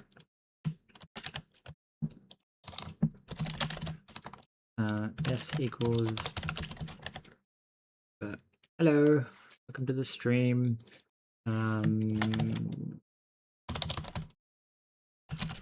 Bevy, I'm honestly a bit lost about what I'm trying to do here because I was doing something because I was like, oh well, Bevy's way of doing it's very verbose and whatnot, but then it turns out it's been a while since I've used it, and Bevy's version has some verbose stuff, but I feel like I've worked it a way around that. So instead of doing what I've been working on for the last like 2 days, I've just like gone, I'll just use the Bevy version and see if I can work out how to just get that last bit of annoyance out of it.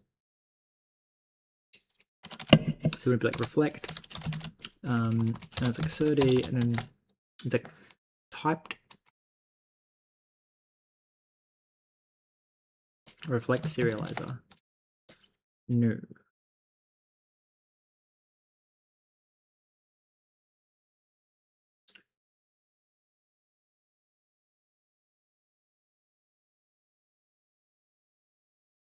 So we want to pass in the value, which is going to be t. I guess we say t. Damn. it's not reflect. Okay. So can we just say that T is just it's text? New test. T dot as partial reflect, and then the registry is just a reference to repo, like so. And then we want to be like panic. Okay, that will just print. I was like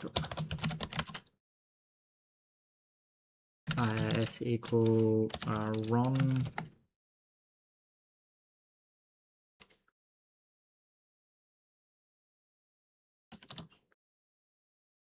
serializer. Well, I mean, I guess we go like, I think it was like s. Well, let mute out equals string new. And then we say ron serializer new, and then mute out, and then the pretty config is ron serializer. Not serializer. So pretty config new. Except you need to be some. Okay.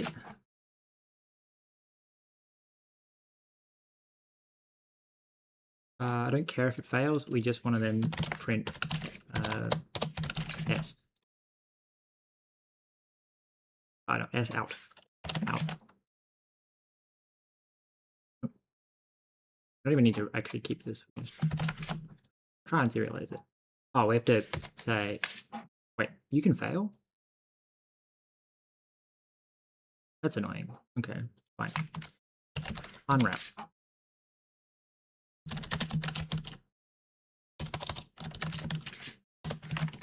Right, let me say like sir dot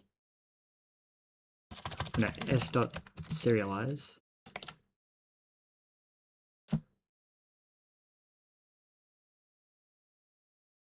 Erase serialize? You need to be mutable reference.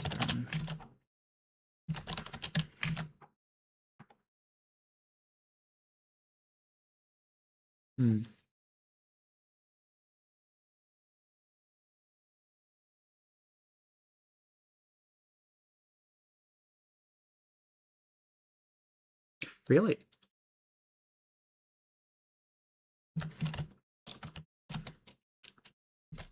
Huh. Okay, that's cool. Thank you. That's actually, I didn't know that. Does it work with like other ones as well? Like, oh, okay. That's cool. I had no idea that you could do that. Thanks for the advice. I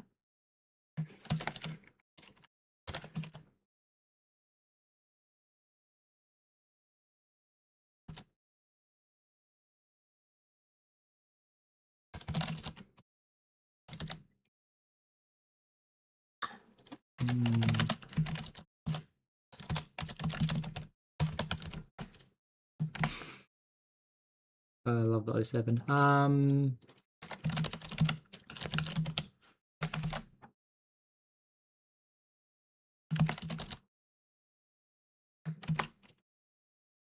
have to have serialized maybe. Be like s.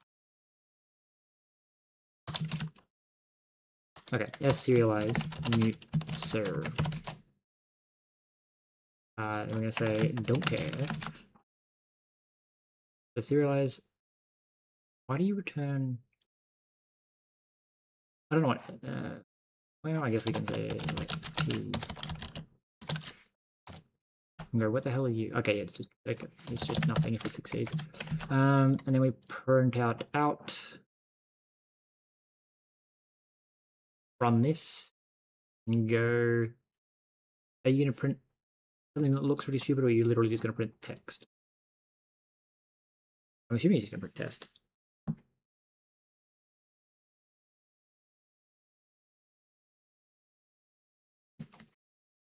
Yeah, I'm sure. My issue with it is I don't know if it's Rust Analyzer. It's probably a bunch of other shit. It's supposed to be minimal. What if I get rid of minimal plug?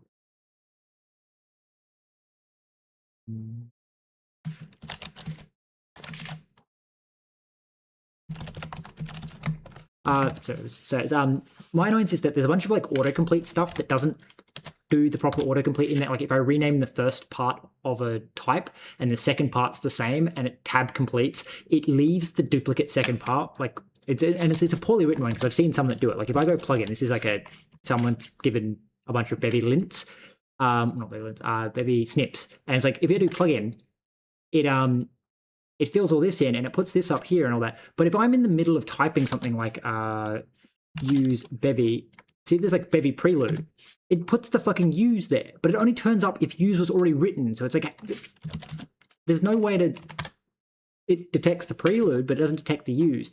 So it doesn't like clear it out. And it annoys me because the snip only appears when I'm halfway through typing it, which means that the snip only appears when it's probably easier to finish typing it than to fix the error that the snip's going to do. It's the same thing with like, if this was this is Reflex Serializer, if I changed it to something else Serializer and then tab completed it leaves the extra serializer, like it doesn't check ahead and go, oh, well, you're overriding this. That's the same, like it is the same type that you're, or the same thing that I'm looking at to match the name. It's so weird. And I know that like some people can fix it. I just don't know how they like. But Rust Analyzer does it like with the tab complete. Like if I tab complete something, it will leave the end of the word. It'll import it, like it'll import the thing when I tab complete it, but it won't. But it won't include. So sometimes I keep fucking up and accidentally importing OK from somewhere else. Like it's like a different crate. So I'll be going type OK, and then I'll tab complete it, and it got it right then. But like for some reason, there's something else. Like it imports like this OK. I wanted to do it. There's just another OK somewhere in Rust, and it keeps importing it like it says like use OK, and then it fucks up all my return types because the OK is the wrong OK. And I don't know what's causing it. It's just me tab completing too quickly. But it's just one of those weird things that it includes something that I personally don't think it should.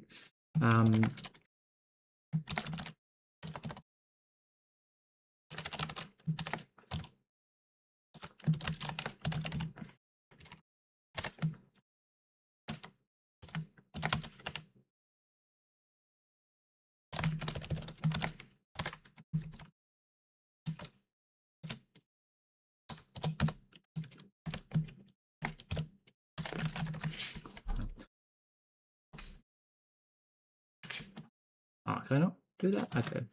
I'm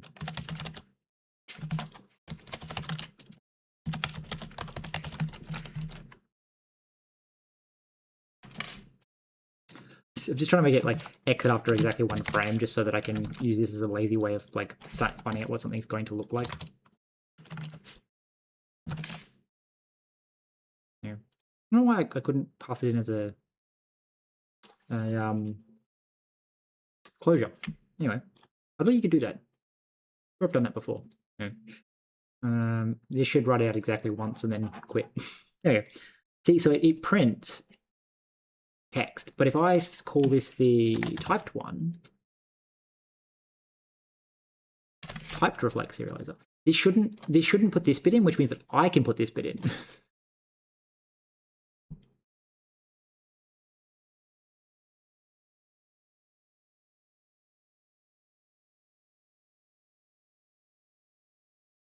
Then I have to try and work out how to hack around ROM.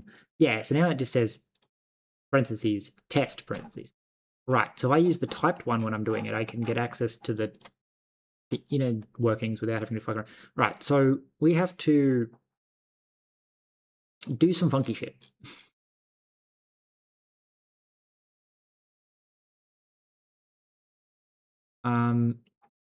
These are my examples. Where's the code that I actually want to be inside? It's like inventory, item. I feel like I need to probably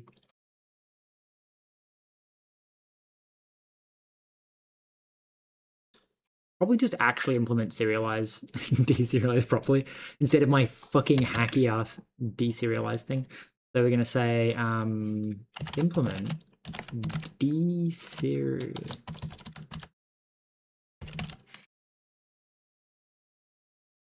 for item descriptor deserialize prelude. See how it's done this? Like yesterday prelude v1 result, and I don't know why it does it. I think that's partly because Certi's that old. That's actually what Certi's probably declared this as. But this is just result. This is the prelude result. Like if I do that, it should still be compatible. It doesn't like that I don't have D. Like this is technically compatible. No, apparently STD result's not the same type. What the fuck? Oh no, it's saying I'm not returning the type. I just say to do. Yeah, there you go. Yeah, so for some reason it thinks it's a different thing.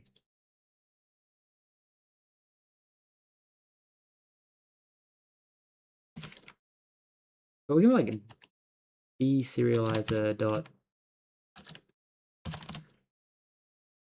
Like I can give it a visitor, right? Yeah, and the visitor lets me do fancy shit. So I can be like deserialize dot.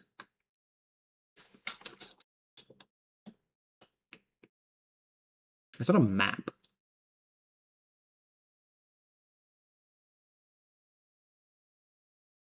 I feel like if I call deserialize map and try and pass this in.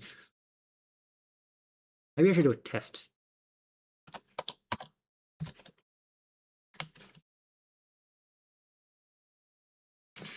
And then the visitor needs to return result value visit error.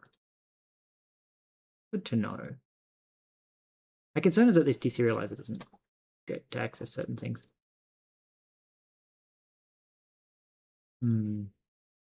Yeah, so there's definitely a way to get around that.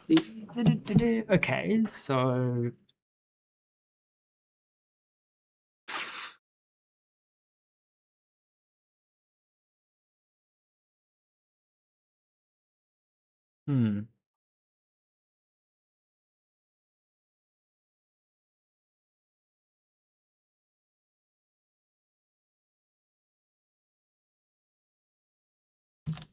if I said deserialize struct, into the deserializer it expects a struct with a particular name and field. Huh. Okay.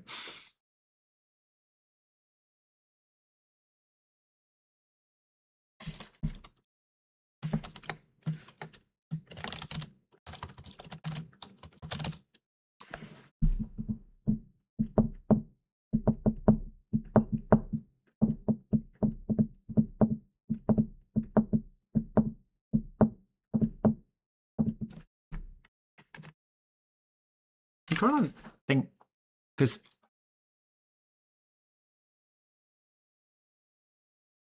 when I say item descriptor, like my annoyance with it is that I'm going to say that I actually probably want to be like, you want to deserialize a map, and then the visitor. I'm honestly trying to remember how this works. But then the visitor returns a thing, so it's going to be like a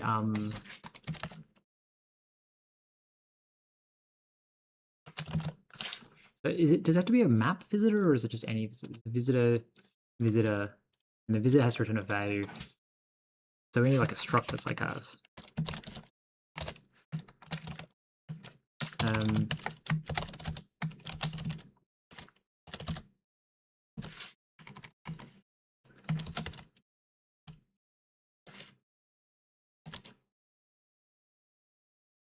Import 30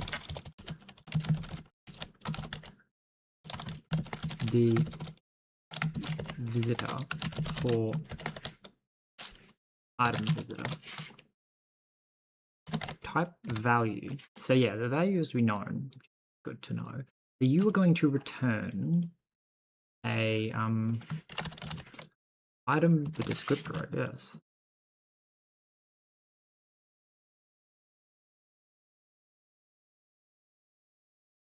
Yeah, but what is visitor? Okay, so visitor needs to be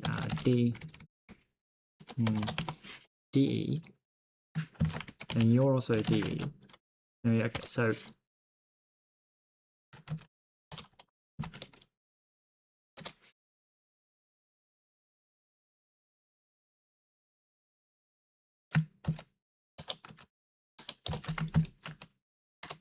what are the default? So when we call visit bool, it will return error invalid type.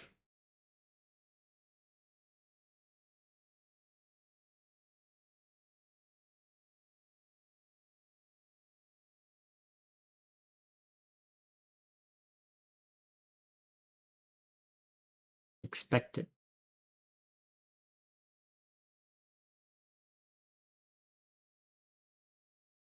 All right, so you can make it return different things depending on what it visits. Okay.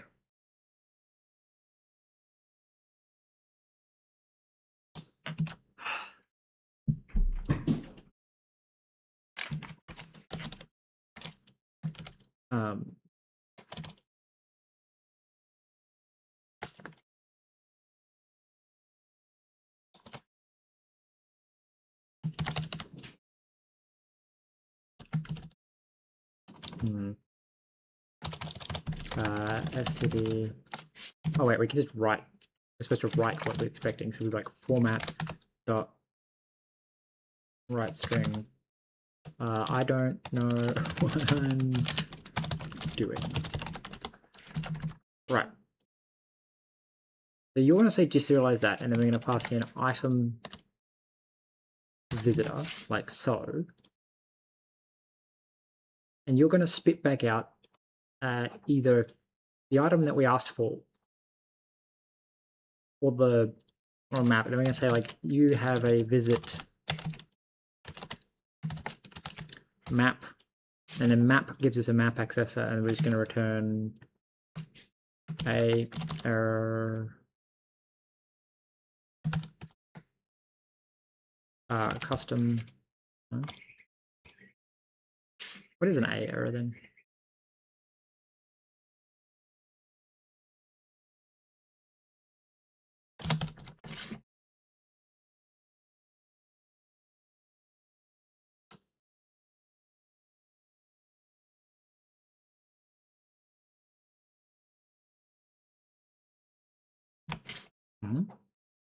Yes, but what is said error? I'm unclear.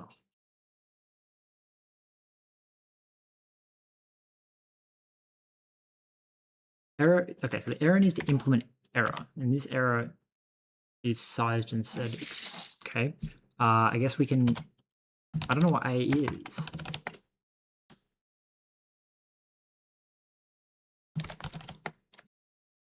I literally can't do anything with it.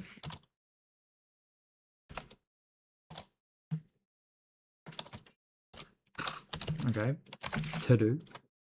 Then we're gonna go down here and get test and be like, test fn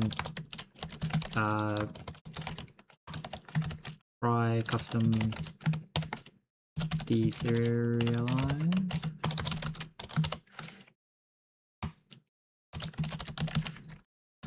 Alright, so we're gonna say let item equal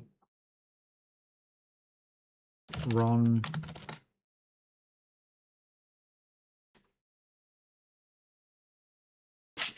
I think Ron's going to get really upset at me. From string. Item deserializer. Because that's what we're effectively saying is deserialize a map.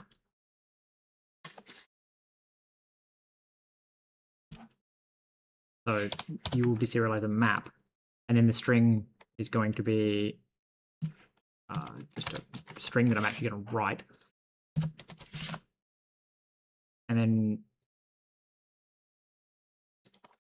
I guess we unwrap that.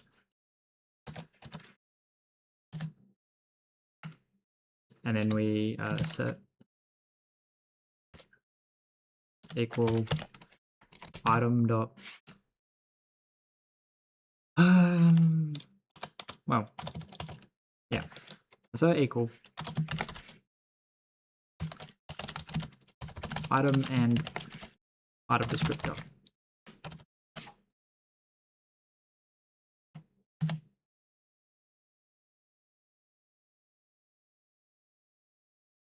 Well, you can't do that. So you have to be. Do I have an item descriptor asset? Like,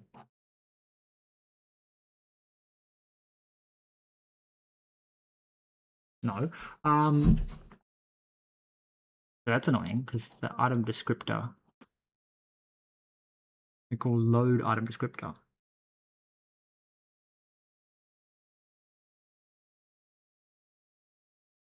I need to somehow pass the load context.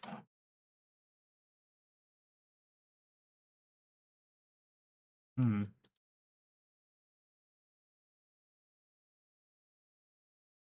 that's annoying. Okay.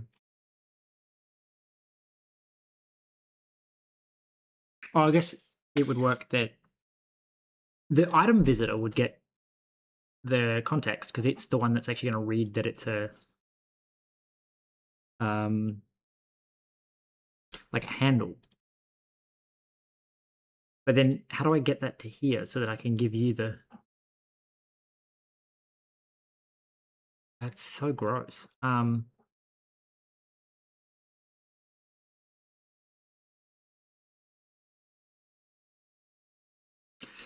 Load item descriptor main load context.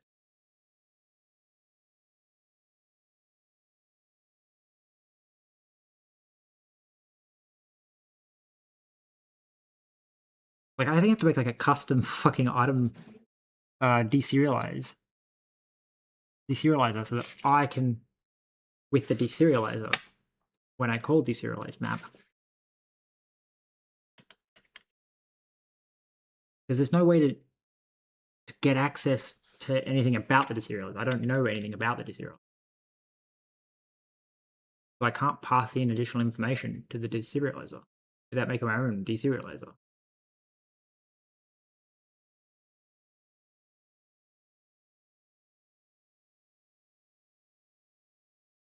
Very weird. I don't quite know what I'm going to be doing, but anyway, we'll work on that. So you're going to have a description of none, a image of hash map new, a name of test item, a string from test item. Okay. Can we just still missing? Well, okay. I don't know. It's annoying that you collapsed that. But anyway, a size, which is also going to be a for now hash map new. Tints are also a hash map new. Sub inventory is also, what even is the tab? So none. And then the only one that we actually care about, which is you, which is going to be a vec, like so. Can we call cargo format to make that? My plan here, apparently I'm not allowed to do that. The fuck? The plan in terms of using SERDI is to serialize the representation of the structs and then deserialize them as reflect, which means that I don't actually know what type that I got back in terms of in the code. It's just a type, and then you can reflect component off of it, and then use the reflect component to insert or remove the actual concrete type. That's the plan. I don't know why my Rust format is not working. Okay, no, I do know why my... Really? Oh my fucking god, I hate that. My virus scanner says no. I don't know what its fucking problem is.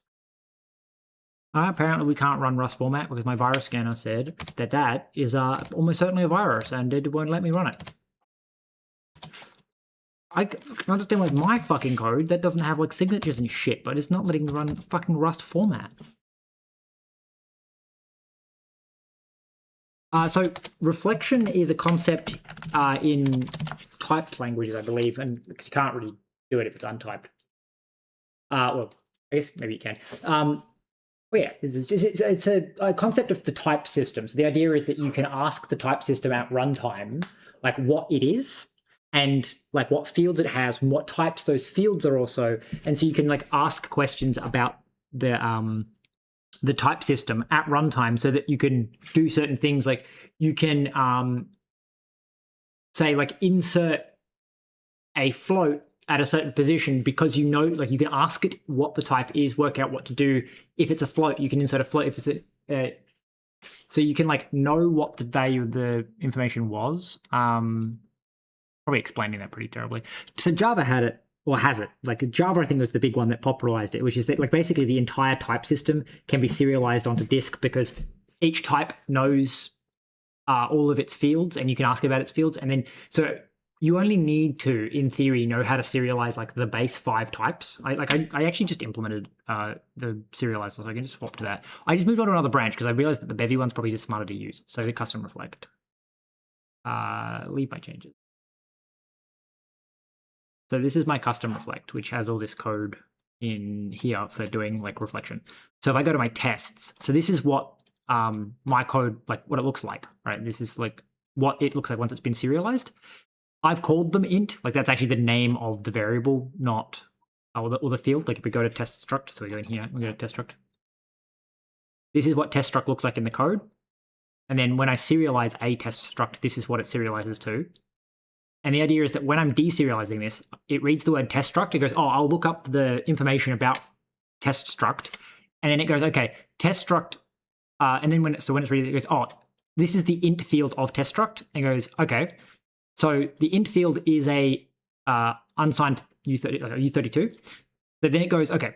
So the way mine goes, it goes, looks for this and goes, oh, this must be a field. It goes, oh, that's the int field. Looks up the int field and then goes, okay, this is the data that goes in the int field. So it looks it up. It goes, okay, the int field is a U32. I'm going to now pass this string into an int.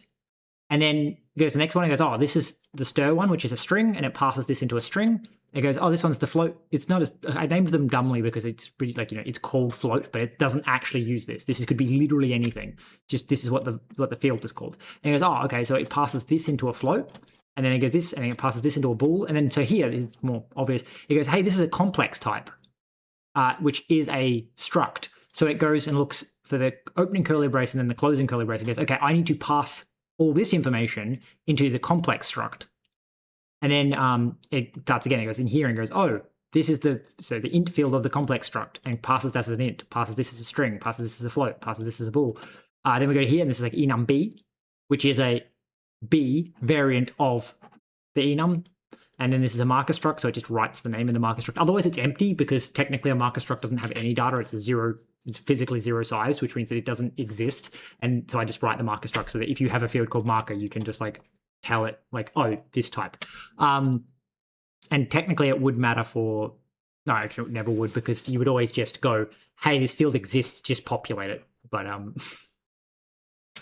yeah, so then it goes like, oh, tuple struct. And so it goes, oh, there's a tuple. And it goes, oh, so it knows that this tuple struct by its type, which is U32, F32, I8, I think is the type. It might be U8. Yeah. It's a unsigned, float, and signed. But I know that because like that's why I was trying all the different types. But then it goes in here and goes, oh, okay, so here's this data passes into those 3 variables. So those 3 types. So then it looks at it. So the idea is that when I actually implement the code, it's a lot of recursive stuff. So when I deserialize an array, well, more like when I serialize an array. When I serialize an array, here, you'll notice like I print the name of the array if it's not already printed, because that's how you technically need to know the type. So if you're the first thing in the file, I have no way of knowing what the type is. So it prints the name if it hasn't already disambiguated the name, the idea. And then it calls serialize sequence, because that's how you would serialize an array. You would just serialize each item in a row. So if we go to the one of the examples, the enum example. So it serializes that it's a test enum of 3 elements. So this is the type. And then it serializes the array, which is the first element, second element, and the third element. So you can see that that's what the data is doing. Go back to the SERDI array. So we're serializing an array. So we're going to serialize the sequence. So we go to the sequence. First thing the sequence does is write the opening square bracket, because that's how you know that you started the sequence. Then for every item inside the array, it checks if it's the first item. If it's not the first item, it puts a comma. That's just like you could always put. You could instead put the comma down here so that it serializes the item and then puts a trailing comma. But I don't like the trailing comma, so I check to make sure you're not the first item and then put a comma. So if we're adding a second item, we put the comma. We then we extract the actual index. So this uses reflect to go to a specific index inside of an array that we don't know it's an array. Well, actually, it could be an array, it could be a list. It's anything that can be indexed into, basically, can be passed into a sequence. So it's just like, it's basically a numbered list. So when you call serialize sequence, you pass in a numbered list. Oops, sorry. It then looks at it and goes, oh, give me the ith element, which, because we're going through the entire length, is every element. We eventually touch them. So we grab the ith element, and then we try as reflect, which I don't remember why I'm doing this. I think it's because I need the actual reflect to be able to pass it down a layer. So there's certain types that aren't really the type that they say they are. They can pretend to be a different type by basically saying that they are the other type and then giving you the correct data when you ask for it. But yeah, so I convert it, but that's more me being lazy. We then write a new line. So the idea is we put the comma, we do a new line. Then we serialize that item. And then when we serialize that item, we just do the same process again. And what ends up happening is that basically every single type gets deconstructed down to this type, which is opaque. And opaque is just, it's too small to actually go any further. So this is like int, float, boolean, char, string, I believe, as well, because it's like, it is a struct, but like for all intents and purposes, treating a string as a struct would just give you a pointer into memory, which is not actually, and an array, like it's not actually what you want. So you actually just, when you serialize something, basically, the opaque ones are you couldn't really serialize it any simpler than writing the opaque. So the reflect works in that you can construct any type by using nothing but opaque types. And technically there are some limitations, like a reference to a string is, I believe, an opaque type, like a pointer to a string slice is a opaque type, but you obviously can't serialize that, because the only time you'd be able to serialize that is if it was constant, and you'd need to know the memory address to give back. So you can only serialize strings. You'd have to turn them into strings when you return them, which means you technically can't serialize them, because when you deserialize them, it'd be a pointer into the memory and it'd be the wrong lifetime. I guess technically you could do it, but like it would require the lifetime that you deserialize to be limited to the lifetime of the data that you gave it to serialize out of, because it has to point to the block of text that you gave it. Anyway, not important. There are also some other types that theoretically you could serialize them but aren't opaque. Like I'm trying to think. One of them would be like there's name. Name something that theoretically you'd want to serialize without getting all the way down to opaque, because it serializes the name and the hash, but you never actually want to touch the hash, because the hash is supposed to be the hash of the name, so you wouldn't need to serialize the hash and the name. You just need to so technically it's not a hard and fast rule, but that's more like Bevy should mark more things as opaque. Like name should be opaque because it is just text. Everything else in there is bookkeeping. You shouldn't be able to touch the hash, but it lets you for some reason. Yeah, so the idea is that you can effectively construct everything out of the very base elements.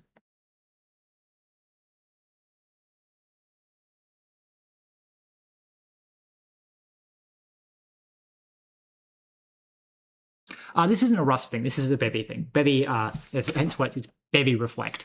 Things like Java, I think JavaScript, Python, all the things that like the what you'd call dynamically typed languages, where you need even I think C has a reflection. No, maybe not. C can have a reflection system, but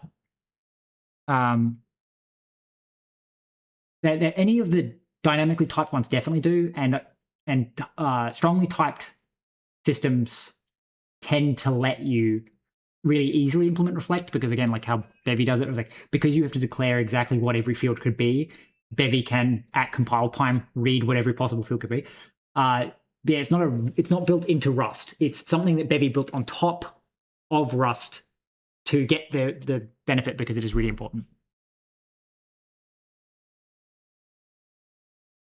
Yeah, it also depends on which macros, because I feel like Rust has that issue of it calls things what they are, but gets people really confused because it uses the same name for multiple different things because there is multiple acceptable code collaborations. So Rust has procedural macros, and I don't know what the other one's called.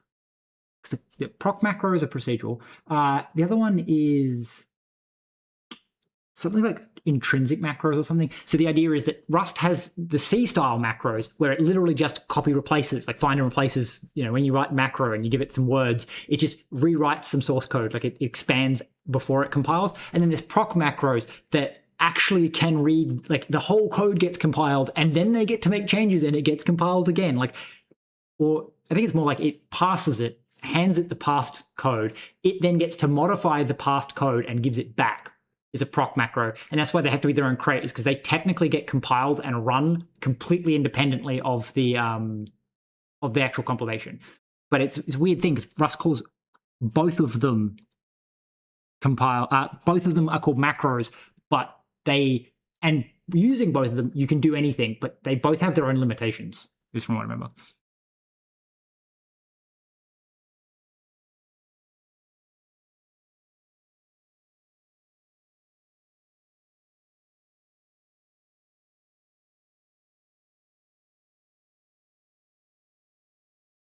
Yeah, I don't know how because I never really read any of the books, and I just watched a video about someone going on about how like they just read a book on like programming and about like the data structures and like AI. So I'm going to eat because otherwise I lose fucking focus and go crazy.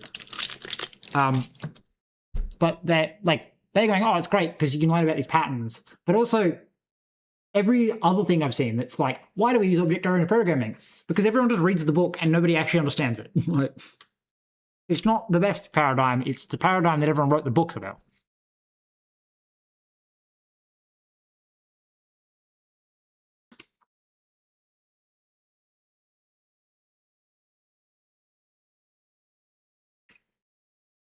Yeah, but the point is that the inline macros, not the procedural ones, are much more limited because they literally can only find and replace. Like you can do really dumb shit with them because I think they're probably, you'll find that they are actually technically Turing complete or some stupid thing like that, where a proc macro can call it has a recursion limit, but a proc macro, an inline macro could call itself and pass in different values that then modify. But like it's limited in that you can only basically pattern match your way to a solution. Now, that pattern match could be like 150, patterns deep, but it needs to at some point resolve into valid code. From what I understand, like you can't use a macro that doesn't resolve into something that the compiler can then pass. Whereas the proc macros, the actual code, the token stream that gets passed to the proc macro, does not have to be a valid token stream for Rust. Like the compiler doesn't care what the token stream passed into that it gave to the proc macro. The proc macro just has to actually return a valid token stream, a valid Rust token stream back, which means that you can do a lot more because you can actually antagonize the code, run if logic. You could then, I have never got around to it, but what I want to do is a spin lock for my Raspberry Pi, where when you call like spin lock, using a macro, the proc macro would look up in a file what spin locks have been used and what numbers they are, and then give you a new unique number if the spin lock is available. I don't know how well it would work. The idea would be that you could effectively only call spin lock 32 times, or like you could call spin lock with a name, and then if you call the name, it would give you the same number each time. But I don't know if it would work, because everyone keeps going, oh, but proc macros have no state. Every time that invokes the proc macro, it loses all its state. So it's like, oh, well, how would it keep track? And I'm like, but the thing, that's why you can't do it with an inline macro, because the inline macro literally loses its state every time. Like, you can't actually do anything inside the inline. But a proc macro, in theory, could have a file that exists only while the compiler is running. I don't know how you would get it to clear the file, but presumably every time the macro gets procced, it would write the file. And what you'd probably want to do is maybe use like the location in the file or the path of the file, like some kind of hash, to be able to go like, oh, I've already compiled you before, and then like make sure it doesn't like every time you compile you use up that number. But like theoretically, because it can save to disk, it could literally just make its own like cache and like look it up. I just don't know how to make it reset that cache when you do a complete recompile, and how not to fuck everything up when you only do partial recompile.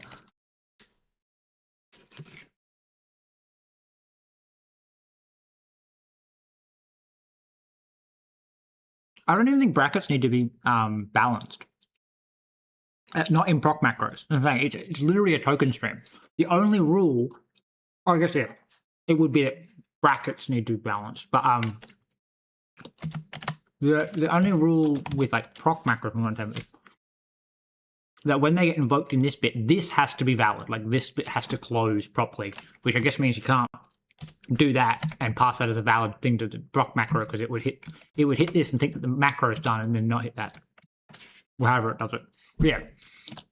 The rule is, once you get inside the macro, you're stuck inside the macro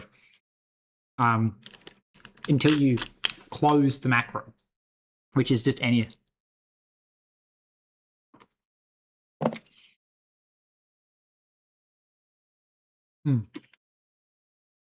My thought for it was, I don't know if the proc macro is allowed to talk to the compiler, is, I guess, really the big issue. Like, I don't know if you can see compiler flags or something. But what I would do is probably check. I mean, also, you could probably just check, like, in here somewhere.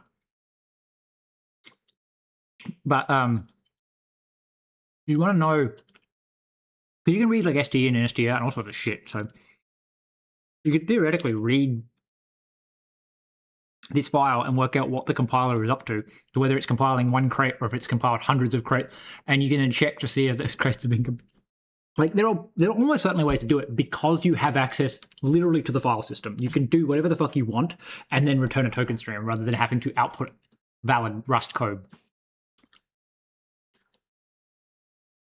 But the hardest thing would be to make sure that like you could recompile without consuming all your bin logs.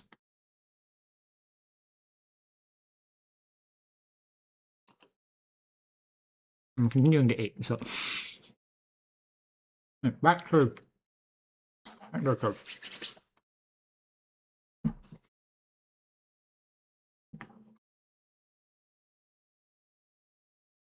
Yeah, because my thought would be if you used individual names for them, like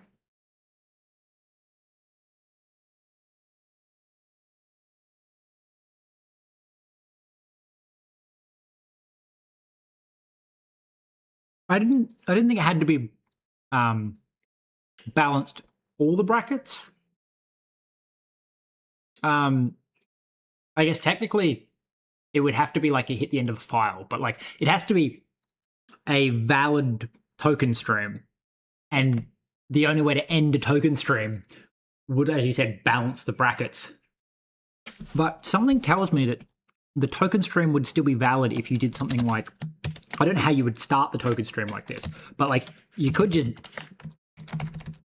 do that, and I'm almost certain that that's a valid token stream, because it's this one opened, this one closed, valid token stream. I don't know how you'd stream this into the proc macro. I think you do something like what's it called, like Elm. I haven't used U in fucking forever, but like that's how they used to do like HTML. You would call Elm, the Elm macro, and then this would pass everything inside here, and you could write HTML inside here, and then it would turn it into the actual Rust stuff. But like what I'm saying is that, yeah, you need to balance, but only the outermost brackets. Like it's not that you need to balance every brackets. It's just only the outermost two. Like it just needs to open and then close, which does mean that you couldn't do this because that would close that one, and you have to close. You have to, but it's only the outermost. Which I believe also means that you can, if I remember, there's like a weird rule that you can do. That's like,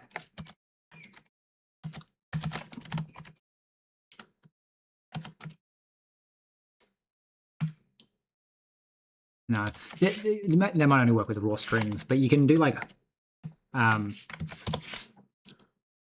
there's something like this that you can do. I don't know if it works with other brackets or if it is just raw strings. The raw string goes something like raw string, and then the raw string continues until you hit a quote that has the same number of hashes after it. So you can put as many quotes in here as you like, and it won't fuck up the string. You can, if you need for some reason to have a hash quote in the string, you can go hash quote, and then you can do hash quotes in the string and not fuck it up. But now if I do hash quote, it fucks it up. So the idea is that it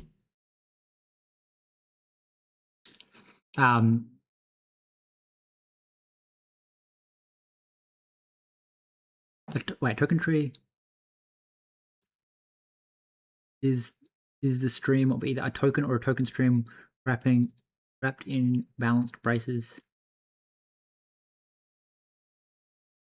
Okay, so you're saying Rust has an additional limitation. I always thought it was like as long as the compiler could spit out a token stream, because as I'm saying, technically it spits out a token stream when it hits the end of file, regardless of if the token stream is finished. Like it means it's an invalid tree, but it is still finished. It's the I thought it was like, because the parser has to actually finish parsing the tree, you can't have unbalanced outside ones, because obviously it never knows it's done.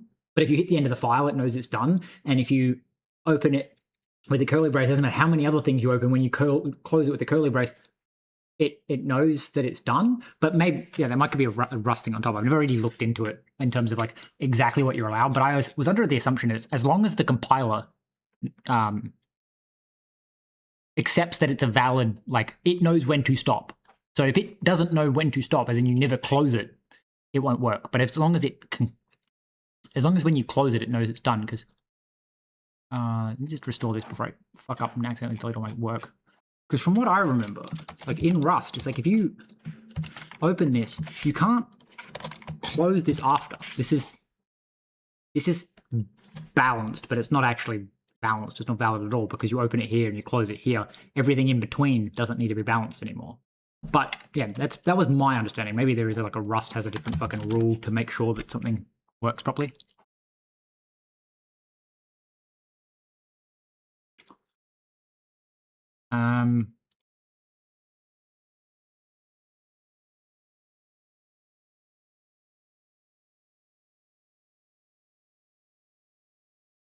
What's that?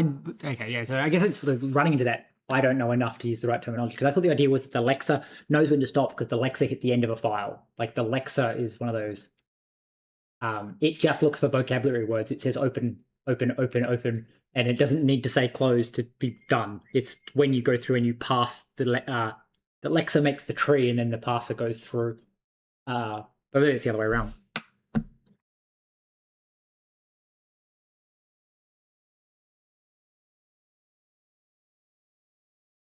Yeah, like the lexer just goes until it runs out of tokens, and then the parser goes through and actually builds a valid tree. Because I did that as part of my making my reflect serializer, was I needed to be able to pull out an entire block, and one of the things I had to do was make sure that it didn't start thinking it was data, because it was like, oh, you need a block followed by a block, but the first block doesn't necessarily open. And that was one of the things, is I kept running into issues of I kept forgetting that I had that piece of code. So I kept like passing something in where it would just like trim the first bit off because it was expecting it to open at some point and it never did. And then it found it close and it closed. I was like, oh God, because I had multiple things that could close it. Like if you were inside of a block, because then if you hadn't opened a block, a comma was a close. But as soon as you hit an opening brace, now you're inside of a block, which means that a comma and anything else, like it has to be the same close as you opened. But I know it does more than just produce a flat list of tokens. It's just from my thing is I didn't think it cared about specific rules. Like when it lexed, it was just looking for keywords to turn them into tokens. And then the parser worked out if that was a valid sequence of tokens. And it's like, technically it's not invalid to say open, open, open, open, open, open, and then close a different thing, because it just says that the inside's a block.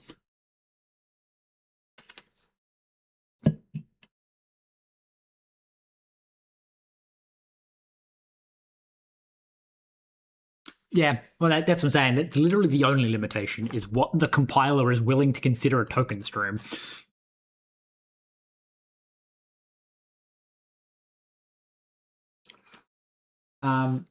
What else does Alexa actually do? Because I keep seeing these like YouTube videos, which are great. They're my favorite type of YouTube video, where they go, "Why would you ever do this? It's a solved problem." And then they go to do it because it's fun. Like so many people don't understand that like a lot of like writing your own parser is because it's fun. I've done it before. I wrote my like scripting language in Rust where you could like write little. I never really got that far with it, but it would recursively search for words, tokenize it, and then go through and do the tokens.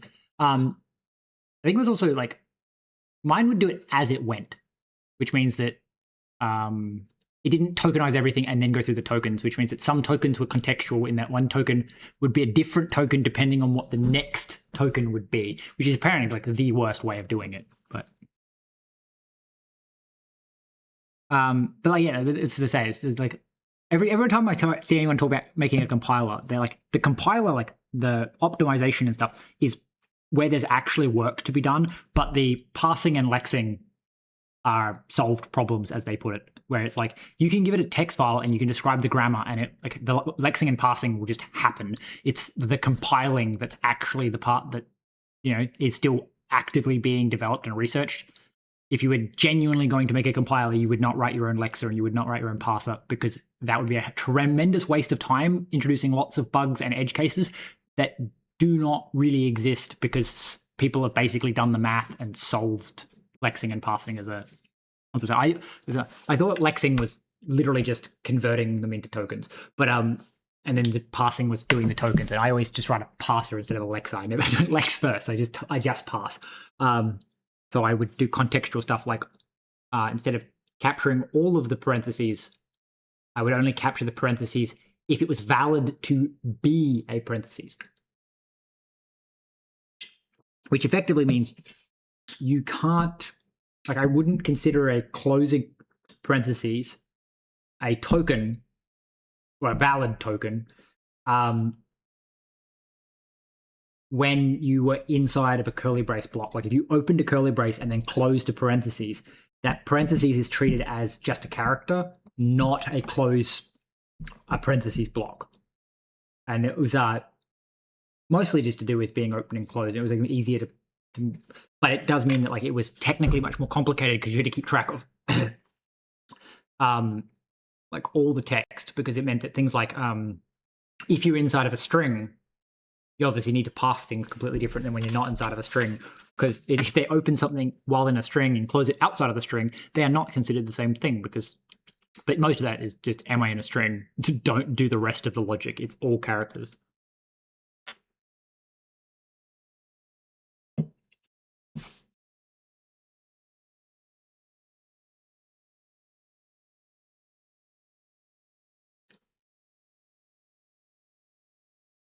Yeah, well, that's what my understanding was, that like Alexa just does the pure text, and then it was the next level up, the parser, that actually did the grammar. The Alexa is purely they call it lexigrams or whatever, where it's like it is these are the words that exist.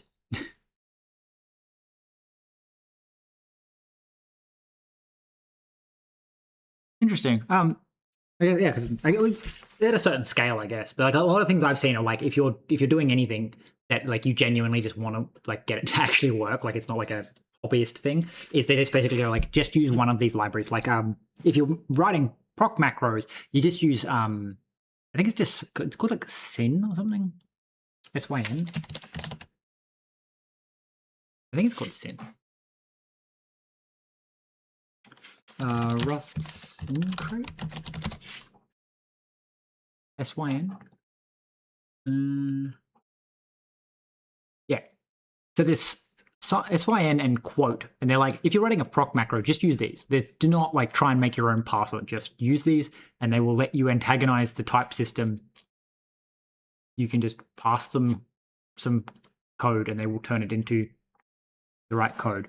And it's like, don't try and pass it yourself. Just use these types and then do it. Like it was a great video. It was I don't remember who made the video. He does weird videos like we all have two wolves inside us and it's just two different types of programmers. But they were talking about like doing it where it's like you can literally use Rust's type system to describe the shape of your problem and then use sign and quote to turn it into a proc macro that just follows the rules. Like you can't, impossible to do an invalid thing because you use an enum, and the enum means that you can only enter valid enums, and you can only enter valid variants, and then also like a bunch of other things. So it's like it's actually impossible because you're not like checking to see if the string is right. No, you're just using the lexer and the parser to pull out valid shapes. Yeah, it's just one of those things that they like don't write your own because you'll just drive yourself mad and it will be worse than the one you can just use off the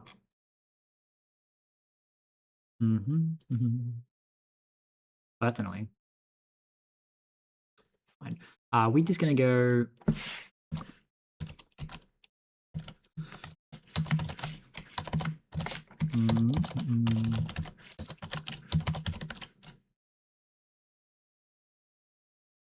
yeah, make invalid state unrepresentable. My favorite thing with that is because Rust is so convinced that it's impossible to make invalid state representable. If you actually want to make invalid state representable, it can cause bugs. I think technically there is like a keyword you can put. I think it's called like not sure if it's what it does. I know this keyword exists, but called like non-exhaustive, and it means that like you make it so that like a struct can't be built piecemeal. It has to be called like your crate is in charge of constructing it. And I think if you put it on an enum, it means it no longer optimizes it knowing that there's a fixed number of enums. Because I tried to abuse the shit out of that in my Python, in my Pico code, where I went, oh, what I can do is grab the discriminant because I told it that the discriminant was a U8, match on the discriminant, and then if it doesn't match, say that that's an invalid type. Except that just doesn't work because the I don't know, I never tried with non-exclusive, but the idea was that the compiler was literally optimizing away the match statement because it was like, oh, well, there's only 3 variants. And I was going, yeah, so match one of the 3 variants, and if it's anything else, but it wasn't actually matching on any of them. Because if you put the anything else, if you like, because it was reading like a binary format, so if you passed in the wrong type, it just didn't have a problem with it. It just, I guess, fell out the bottom. I don't know how Rust does its match statements, but the idea is like, if it didn't match any of them, I guess it just kept running. Like it didn't jump, so it just fell through the bottom. And that was also the same as if it didn't match, if it matched the last one. It also yelled at me saying it was an unreachable. So I think the non-exclusive means that it considers that you can still technically get to that case and doesn't optimize away the fact that it's impossible to reach it. I'm like, yeah, but it is possible to reach it because it's literally matching on a U8. I was doing something wrong. I'm not blaming Rust, but like it was just one of those things where it's like just interesting that like the compiler was optimizing something.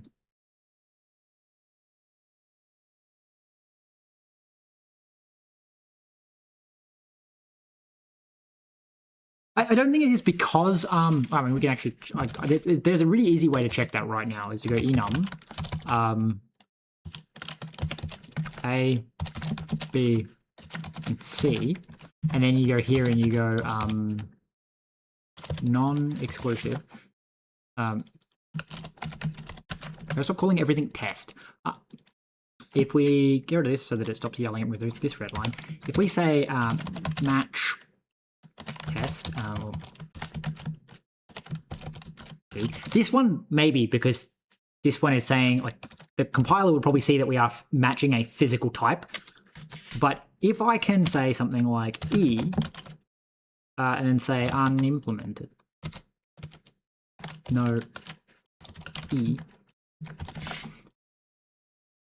Oh yeah, you're right. The compiler will very much optimize this away because it says it's an unreachable pattern. So yeah, it will try and fucking erase it. I assumed that non-exclusive made that this was considered still reachable because in the future it might be reachable. But yeah.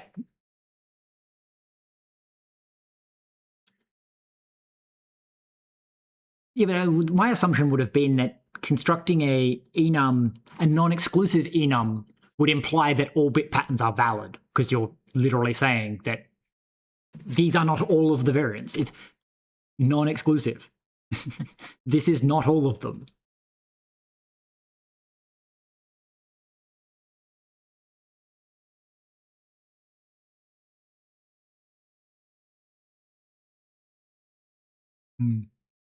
Yeah, so I would have assumed that when you tagged as non-exclusive, it would think that this is now reachable because you're saying that these aren't all the types that exist. They're just all the types that I'm ever going to use or that I'm using now. And then, so this would technically still be a valid pattern, but yeah.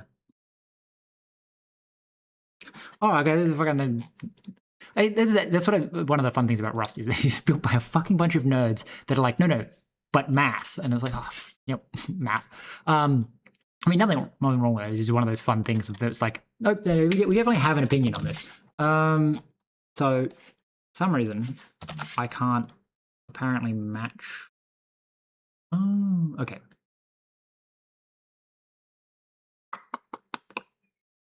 Well, that's interesting.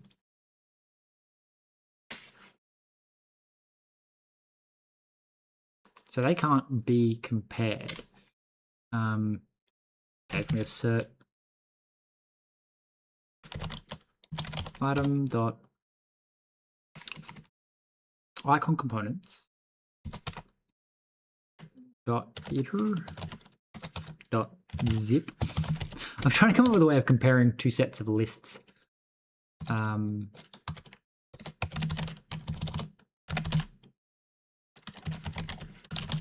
Truth is equal to vector. And then we say zip it with truth dot iter, and then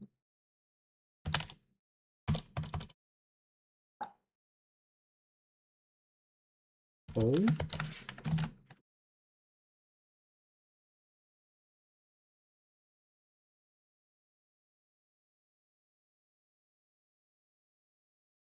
Oh, sorry. No, you iterate that, you don't zip that. And then say all, and all takes in an argument which is to say A, B, A dot par. You know what this type is. This is a box dime reflect.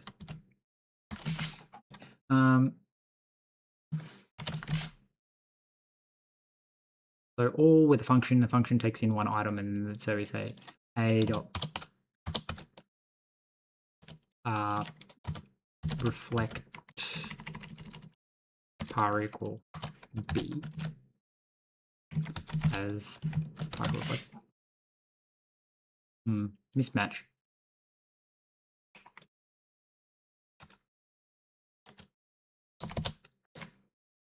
Dot unwrap or now that should compare two vectors. Okay. Yeah, so that'll compare two vectors of arbitrary reflect types to make sure that they are the same arbitrary reflect types. Anyway, what it is, rep R.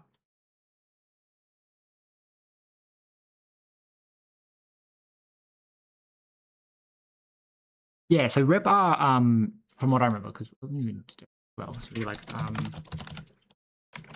I guess that would be one of the reasons that it does it. So rep R, from what I remember, is the equivalent of calling rep C and then also specifying what the discriminant is, like what the first value is.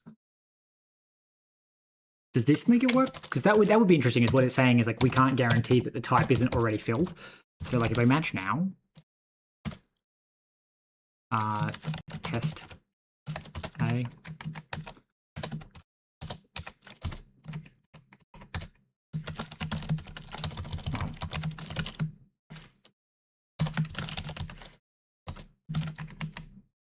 Nope, still thinks it's unreachable.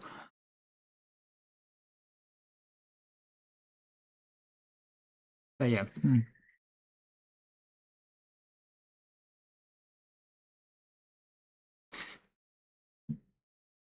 Yeah, so because that's the issue, is the only reason it's a problem is because the compiler is saying that this pattern's unreachable. If it wasn't throwing this lint, because at the moment it is just a lint, but the fact that it picks up on this lint means that it's not actually checking to see if it's non-exclusive,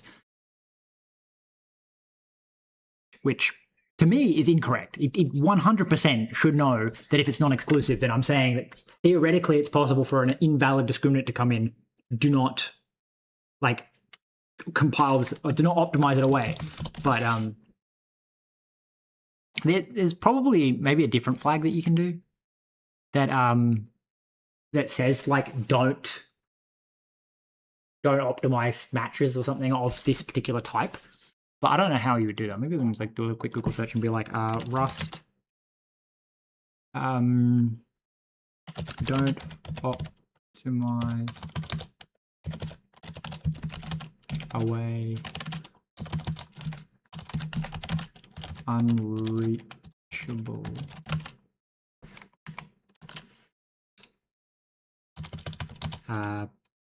pattern.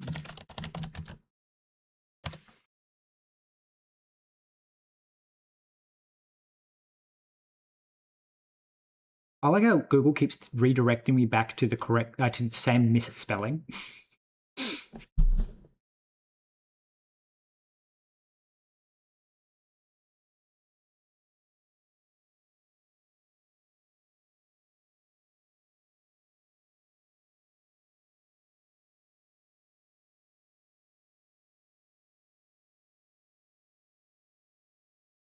Well, apparently you can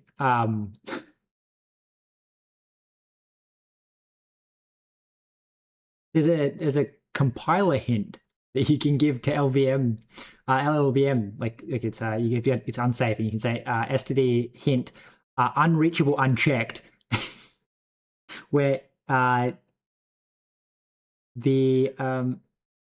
tell LLVM that it's strictly impossible to get here. There is no way.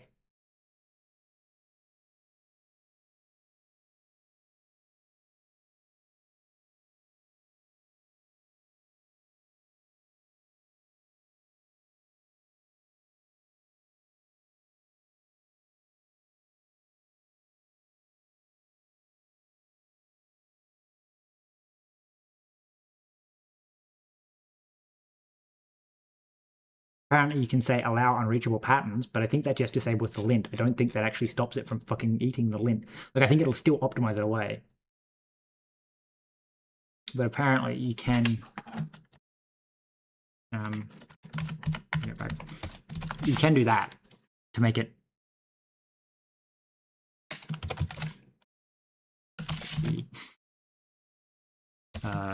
make a very random type here.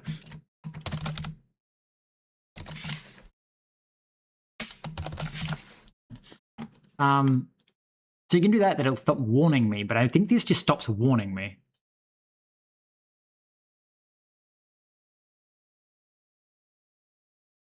Because it's just an allow, like it doesn't actually, it's just the lint that goes away. I think the compiler will still decide that it's not able to get there.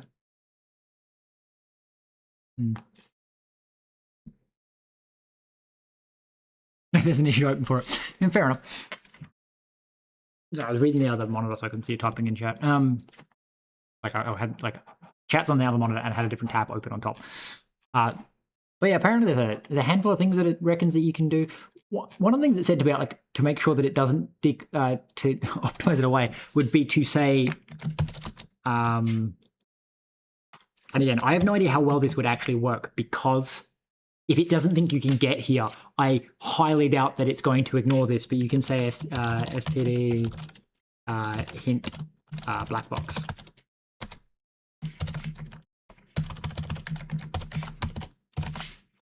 That theoretically tells the compiler that it is not allowed to cull this for optimization reasons, which means that it couldn't cull this, which means that it couldn't not do the match, because you're effectively saying that it has to. But that's what the AI says. I don't, because fucking Google makes the AI the top fucking result and everything.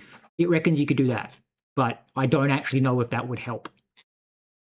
Because again, if it decides that this branch is unreachable and it's not actually Rust culling, it's LLVM deciding that it was unreachable and therefore gets culled, which is most likely what's actually happening, is that it's like effectively Rust is flagging it and passing it down a level, and then LLVM's deciding that it's the thing that needs to get killed.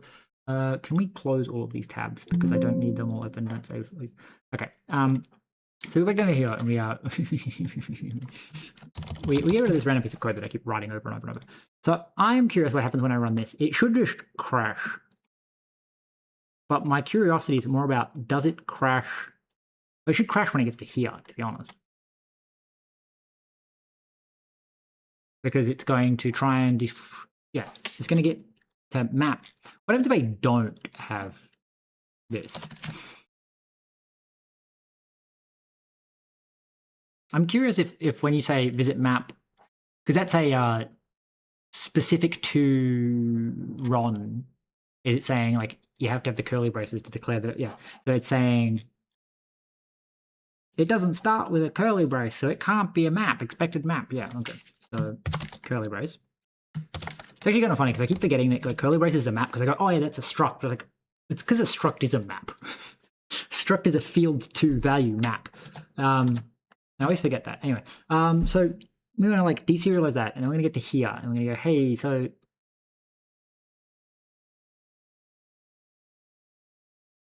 I need to just grab a random item, and then we have to make sure that it can parse this item.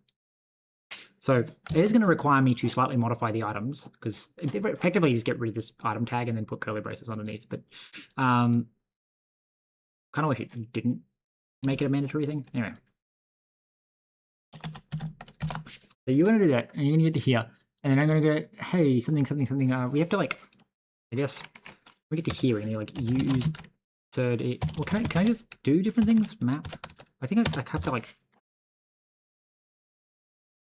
No, so I can say like next entry. Now something tells me that next entry is going to yell at me and say that I need to know what the type. So I need to be able to deserialize.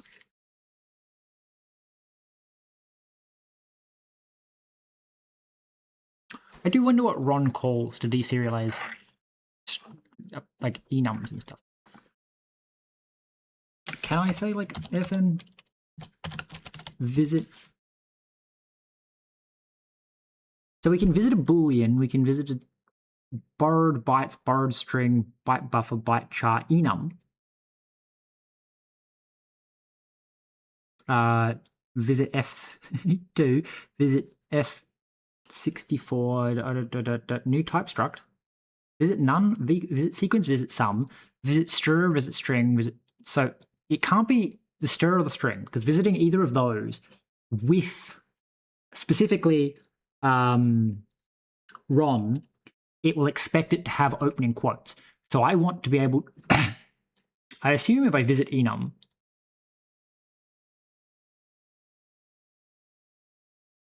I don't know how the default implementation is for enums.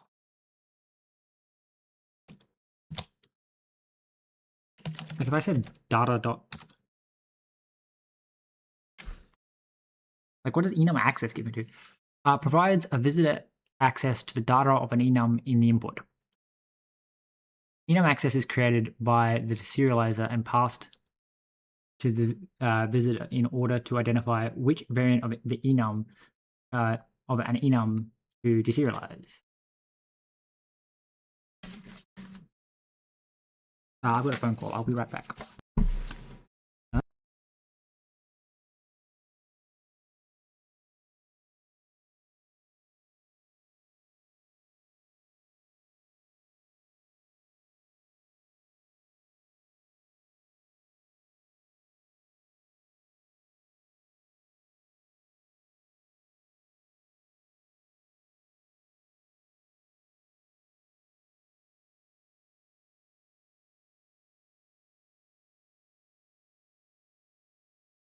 All right, someone wants to borrow something from the shed, so I will be right back. I wish I had something that like this game was slightly more visually appealing that I could put something on screen. I guess talk amongst yourselves. I'll be back.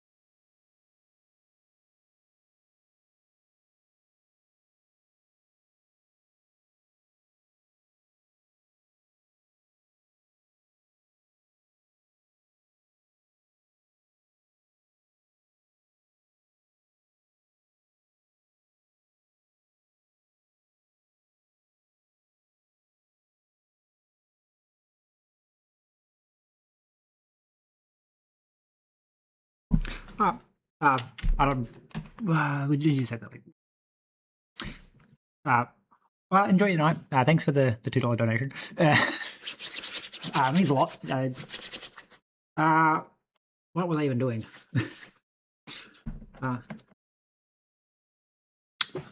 Right, we deserialize the next entry. We're trying to work out how exactly you know what the fucking data is.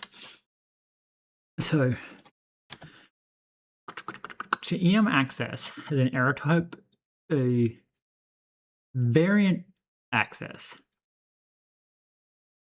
Variant access is a visitor that is created by the deserializer and passed to the deserializer to determine the content of the particular enum variant. Okay.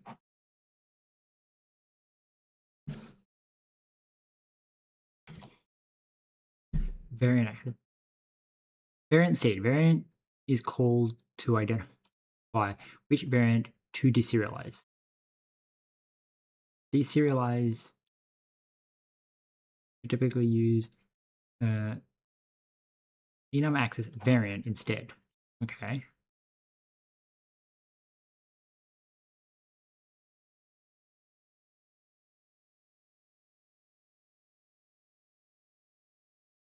Okay. Variant variant is called to identify which variant to deserialize. This method exists as convenience for deserialized implementations. Enum access implementation should not override the default behavior. So what I'm trying to work out is, can I just treat it as a fucking... I don't appear to be able to do anything. Variant. Do you call variant? Variant is called to identify which version to variant to deserialize. The issue with this one is that V, I can't pass in a string.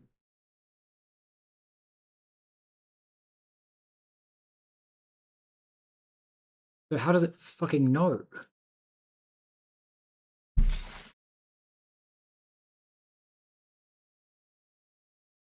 How does it know?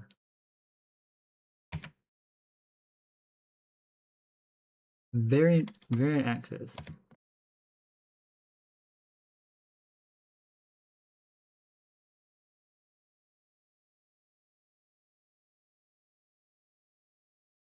Unexpected double variant.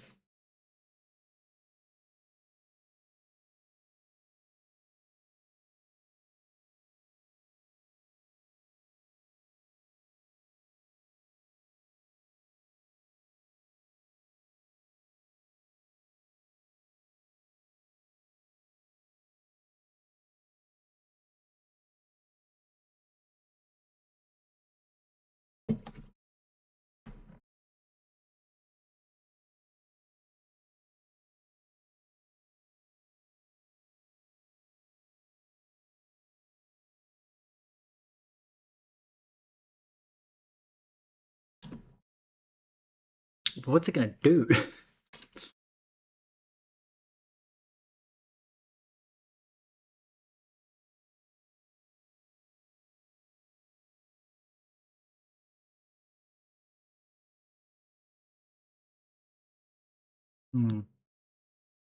So I'm assuming I can't.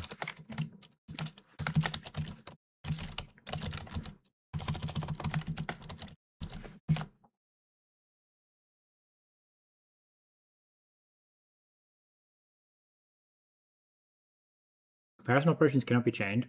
Excuse me. Oh.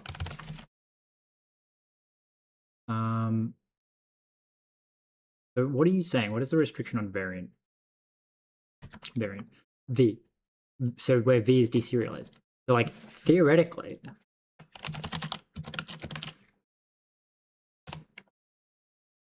can I do that?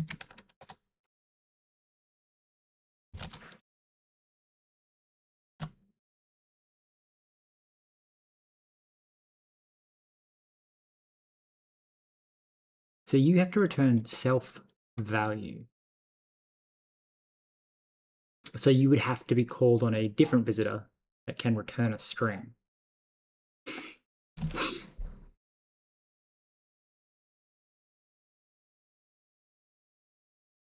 I want to know what type it called is more what's going on.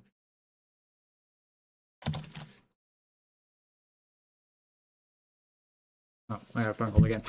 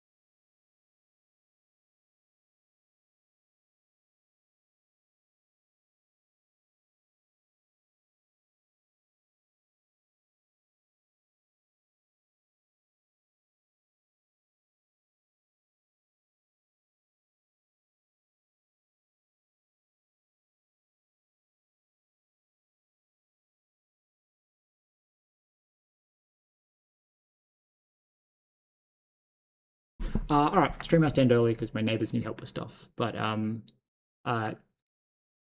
maybe do some research on this later. Or maybe I'll just stream later tonight.